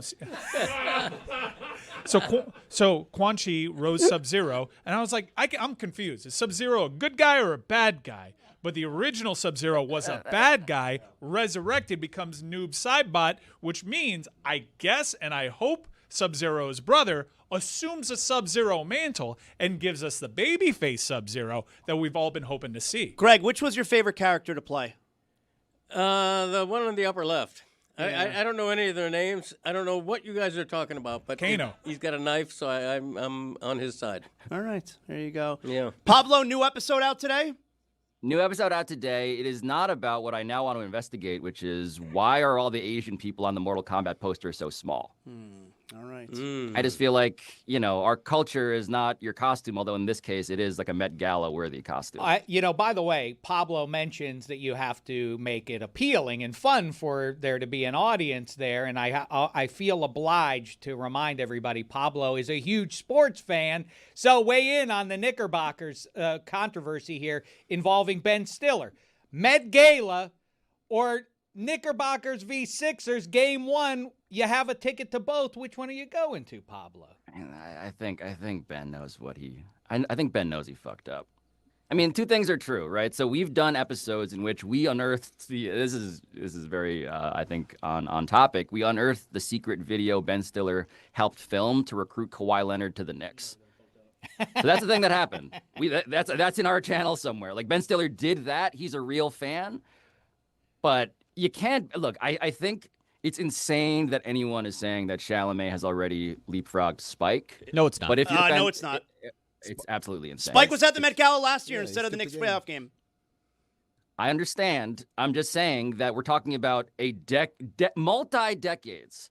And I think Ben Stiller is attempting to be on the medal stand, and he should be concerned that he is definitively off of it, despite the fact that I know him to be a real Knicks fan who's filmed Knicks propaganda. I think he knows he fucked up because, I go Spike, then... I mean, do I even put Chalamet second? Dude, Chalamet waited outside of a Broadway show to get a picture with Landry Fields. Chalamet wasn't alive when Reggie Miller did what he did in those 9 seconds. What are we talking about? And he's still a Knicks fan Spike like Lee this. was talking stuff to Reggie Miller when He that got was good happening. You think moments. Chalamet ranks ahead of that guy? Come on. I think there's a point for Jeremy. Yeah. At the risk of sounding like a troll, Chalamet's not going to fuck you, Jeremy. I'm sorry. Oh, wow. That is shocking. Hey, good luck catching up to me on the Emmys, Mr. Pulitzer. Oh, damn. Did not see that Your coming. thoughts on Kid Cudi kicking MIA off the tour? You missed that while you were winning your awards? She apparently had some political statements. I don't know if you followed what's been going on with her or this tour, which is a millennial's paradise because Big Boy from Outkast is also on this tour. I had never seen MIA. I have tickets to see Kid Cudi on Saturday. Going to take a few edibles, get a little high, sing a few songs, and I'm not going to get to see MIA now because she went off and, went over to Magaland. Did she? Yeah, she did. Oh. Damn. Yeah, and Mitchell Robinson in this? Kid Cudi put out a statement. First, he actually put out 2 statements. One was very refreshing because he just acknowledged, hey, the tour is selling really well, not selling well in Alabama. I have to cancel the tour, stop in Alabama because the ticket sales were bad. That's much better than what Post Malone did, which was, I'm not selling tickets, but I'm not going to tell you that. I'm just going to finish my album, air quotes. Okay, Post. But then he was like, look, I told MIA what was up before the tour. None of this. I knew the deal. None of this bullshit. And she did the bullshit. Isn't she Sri Lankan? She's an immigrant, and the videos of the event actually support her statement. But everyone that was there was like, no, she went like off the right end, which is the wrong end. In this case, because it's not great, because it left people feeling a certain way. Gotcha. And Kid Cudi did not want people. It was bad vibes at a show that was all about good vibes. Pablo. Why was Liu Kang so small on the poster? You know why. The bicycle kicks. Yeah, the chicken kick. Chicken kick. It's a bicycle kick. Yeah, we call it. Why are you calling it a chicken kick? Yeah, it's a chicken kick. Yeah, it's a chicken What? kick. Never heard What? that. Yeah, the chicken kick. No one says that. No. It's a chicken kick. What an insult. Chickens? You think chickens kick like that? As a Cuban from South Florida, nearby Hialeah, yes. Pablo, you said it all. Congratulations on the Pulitzer. Good job, Pablo. Excellent job. Proud of you. Congratulations. Love you guys. Love you, Pablo. Excellent job. Great day. Thank you. Congratulations. Congrats. Congrats to this very strange company. Maybe Letterman's jackets for all the Pulitzer winners. What about that? I could get with that, man. David? Blazers? What color would be that? That's the question. We have green and gold already claimed. And, of course, the New England Patriots, who represent our fighters from the late 18th century who beat back the Brits, of course, honor their greatest players like Gronk, who's about to get this, with a red coat. A red coat! Yeah. Makes sense of that one for me. doesn't So make anyway, sense. red's out too. Pulitzer. Brown? Would it be that color, the Okay. color of the coin right there? Okay, yeah. Copper? Can I play something for you guys here? I hope it's Paper Planes by MIA because All I I don't wanna care do about is- her. I don't care about her political leanings. I wanted to hear that banger of a song, and now I'm not going to get to. Well, All I wanna do is. Can you name a second MIA song? Yeah. Live fast, die young, bad girl. Oh, that's do right. Yeah, yeah. well. That was like in She was on that My Kanye chain song, right? is How's he doing? How about No, third? not gonna have swagger like us. He was Fourth? He actually pulled up to the Comedy Store the other day. Yeah, I saw that. It's look, I love the Comedy Store. Every time I'm in LA, I stop off there. The one thing I don't like is they do have this policy that if you are famous enough and you decide, I want to try to stand up tonight, they'll put you on. And he's one of those guys. It's like, You have a problem with that policy? I do. That's one of the fun things about going to a club like that. no, I like I know a lot of comedians, so I know what it means to Bona be fides. to be on that stage and to get 5 minutes, 2 minutes, whatever Yeah. it is. And so for someone to cut the line, not because they're funny, but because I'm just famous enough, well, we like it for the attention. I think Dave said, can he have – he vouched for him. Have he went you- after Chappelle. I thought you meant Dave Damashek. I was like, No, that's no, your no, I'm on first name basis with Dave Chappelle. I should have told you. But that's one of the fun things. Like, you got to take the good with the bad there. You know, the bad is it's someone who you don't think deserves to cut the line, but the good is, holy shit, I can't believe so-and-so just showed up. I don't know. Maybe I'm a comedy Yeah, but snob. these people aren't. It's not like if Danny DeVito shows up, he's like, I'm going to become a comedian. And it's like he's just going up there to add to the show, right? It's not generally replacing somebody that was going to. Well, sometimes someone gets I get what bumped. Amin is People- saying. people get bumped. But the show can run late. Yeah, a lot of people got bumped that day. I mean, but they have the Netflix is a joke comedy festival, so the Comedy Store is the place to be. I know a lot of comedians. That's a weird kind of humble You know a lot brag of in comedians, way. right? You don't like to talk about He it. won't say it. It's You're a embarrassed weird- at how many comedians you know. It's like claiming like Sinatra, like, yeah, I know people in the mob. All right, so like let's I do don't know, this. it's a weird Let's claim do to this. make about. All right, yourself. I'm gonna make a list. You tell me how many comedians you know, Yeah. and how many comedians. I mean, you volunteer that, and It's a comedian I'll keep, off. I'll keep track. Now, what are we considering knowing them? Yes. What does If that you've mean? met once, are you friendly with? Would they invite you to a dinner? Do they know your name? Can Are you they text in your them? phone? Yeah, can you Yeah. text them? Okay. Are they in your phone? All Let's right, go. Amin, your first friend. I'm not playing this game. I won't do that. I know Jimmy Kimmel, so that's one for you. I mean, you know Jimmy Kimmel. I know that Jimmy Kimmel's one of your friends. So Okay. That's a good one. Beat that, I mean. Well, if this can extend into people who have written comedy, well then I would imagine I'll Yeah, win. He'd win. I mean, he Comedians have done a 10-minute set in a comedy club. Yeah. I mean, I'm If giving you that's Brad the Williams. standard, I imagine Amin will win. Yeah, I know a lot of stand-ups. I don't know a lot of people, comedy writers. I know a lot of stand-ups. No, I think it has to be people who have performed comedy. All right, On the stage or on the page. Very rarely do those things overlap. All right, I'll just throw out a name. Who knows Eddie Murphy? Dave? I know his longtime security guard. I do. Closer than Amin. All right, that's a point for Dave. Is it a security Who knows guard? the Sandman? I have met the Sandman, and in fact, I had the opportunity to tell the Sandman once that I appreciated him as Cockroach and Theo's best friend on the Cosby Show. That's right. Wow, great pull. And he used to, and he chuckled, and he used to shoot hoops outside my window in my first job when I was a writer's assistant when I got to Los Angeles, and he remembered that fondly. This is 2-0 Damashek for me. Okay, so what I would Approaching a what I blowout would here, throw I out there, mean. while I have never spoken to Adam Sandler, a friend of mine met him and then told him, I love you. I love your work, no matter what that podcast, he's talking about Cinephobe, says about him. And Sandler said, what podcast? And then my buddy's like, yeah, I didn't tell him the name. I'm like, why wouldn't you tell him the name? I could have been in the next Happy Gilmore, whatever.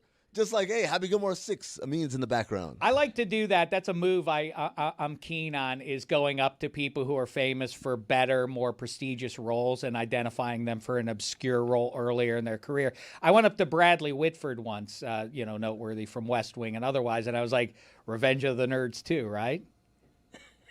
I laugh, and then they kind of smirk. And That is how you do it. Amin's still stuck on 0. No, he knows Brad Williams. Oh, Wrote that okay, down. say He's that. in a poop chat with him. I know him too. Who So, knows Andrew Schultz? That's a push. No. Yeah, there you go. I got right. it. Good job, Amin. 3-2. Congratulations. Somebody responsible for perhaps costing us our society. I like how people put that on him. I mean, who else should I put it on? I don't know. Maybe the people who voted. All right, that leads me to my next He's one. one of them. Joe Rogan. Never met him. He took over the Man Show, though. I worked on the original Man Show, and then he took over the Man Show. Got manlier. Yeah, apparently, yeah. The more extreme version of the Man Show. Oh, I got one. Russell Peters. Okay. That's a good one. Met him. It's 3-3 now. He's a Met pal. him. Oh, Like, wait. you could text him. He's a pal. He's a pal. All right. Hung out with him That goes on to Dave. Friday. That goes to Dave. Rob Schneider. Never met him, no. You love him. He counts as a comedian Laugh at this right. point? But you have to be able to tell jokes. I mean, he still performs at the. He was on Kill Tony. Kill Tony. Big Joe. I think this is boring. Roy, I'm going to look to you as the soundboard. Yes, it's boring.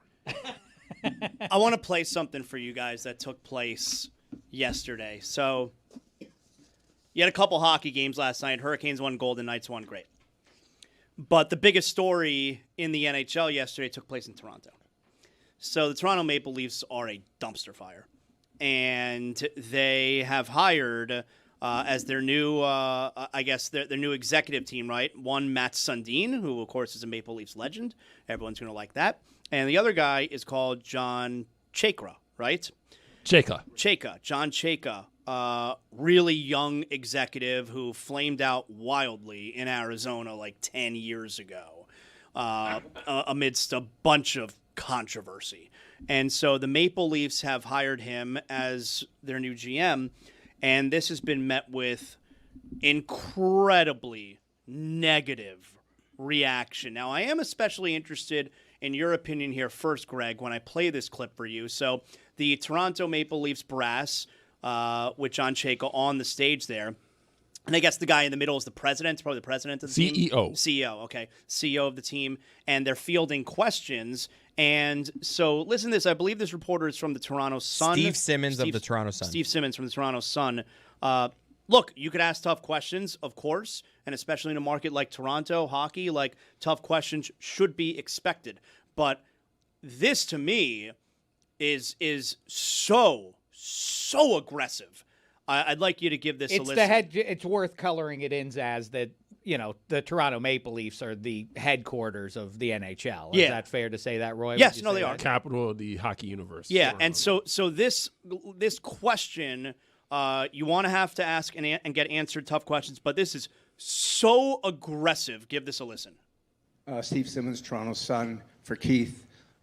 You talk about the due diligence that you did on John prior to hiring him and now hiring him. In the past, say, 3 to 4 days, I have been in contact with about 20 people who work in the National Hockey League, many of whom are prominent names that we would all know. And of the 20 people I spoke to, one was supportive of John's hiring, and the other 19 thought it was a sham, to be perfectly honest. Words were used like con artist, liar, salesman. How did you come to a different conclusion that I was able to come to in a very short time? I must have talked to different people. That's it? Because I'm telling you, the hockey world today is astounded by this announcement. Okay. And your response to that? Is we've conducted due diligence, and it was deep due diligence. It was a thorough process, and I'm quite happy with where we've landed. It's really aggressive, right, Greg? Super aggressive. I think if the questioner, the guy, can back up all of the things he's implying and alleging and quote some of those 19 people, then it legitimizes it. I mean, it's difficult, but, as you all say, this is the capital of hockey. They've been an embarrassment lately. They need to nail the hire, and if this guy just made a very dubious, controversial hire, that's newsworthy, and that was conveyed in the question. I don't really have a problem with it. Oh, okay, that's interesting because I'm not saying that anyone should have a problem with it. It's just like I watched that, and I've read about this guy Chayka, and there's no past success, and there was a scandal where the Coyotes were tagged by the league. They lost draft picks and all that. Like this guy apparently would never been hired by anybody else. He's not a name that like a hot name that's out there. But you're cool with you're good with the line of questioning. Well, he said provided that he can go and provide additional context. Steve Simmons is the name of the journalist here, and he has gone on other shows, and he has provided additional stories. I mean, they're in the press conference format. He's not going to rattle off all the stories right there, but 19 sources is a lot. And you could hear it in his voice. What he did there was pretty brave. Yeah, I agree, Mike. That's the main takeaway. Chayka is sitting right there, too. Right for the listener, you don't hear his voice in that clip. He's sitting there on a human level. We just talked to Pablo about journalism, and, access journalism is a thing. And, to do that Takes balls. Yeah, I almost want to hear the sound again because it's great. Now, with the added context of him being there, right there at the press conference and his voice trembling. Another one of the stories that he provided was when he was in Arizona, they had these offices that you could look inside. They were surrounded by glass, and Jacob would have 6 monitors, and they would have all these fancy graphs. And one of the people in the front office was like, I want to know what's going on there. I want to understand what all these fancy graphs are. So he goes in with an IT person, and the IT person says 5 of these are fake. They're not actually working monitors. This is just a still image here to make it seem like he's doing some kind of advanced work. He doesn't need 6 monitors. He only needs the one. The reaction has been so overtly negative, I don't think he's going to survive. I think he's going to resign before he even starts. The reaction's been really, really aggressively negative. Do we know what the thinking was? I know he said, we was talking to different people, but what was the thinking? I think there are parallels here, actually, with what's happening at the University of Miami, in that this was an insular search, and they thought it was a good idea. They thought it was a good idea, and they weren't talking to enough people on the outside. He said they did their due diligence. Precious little evidence.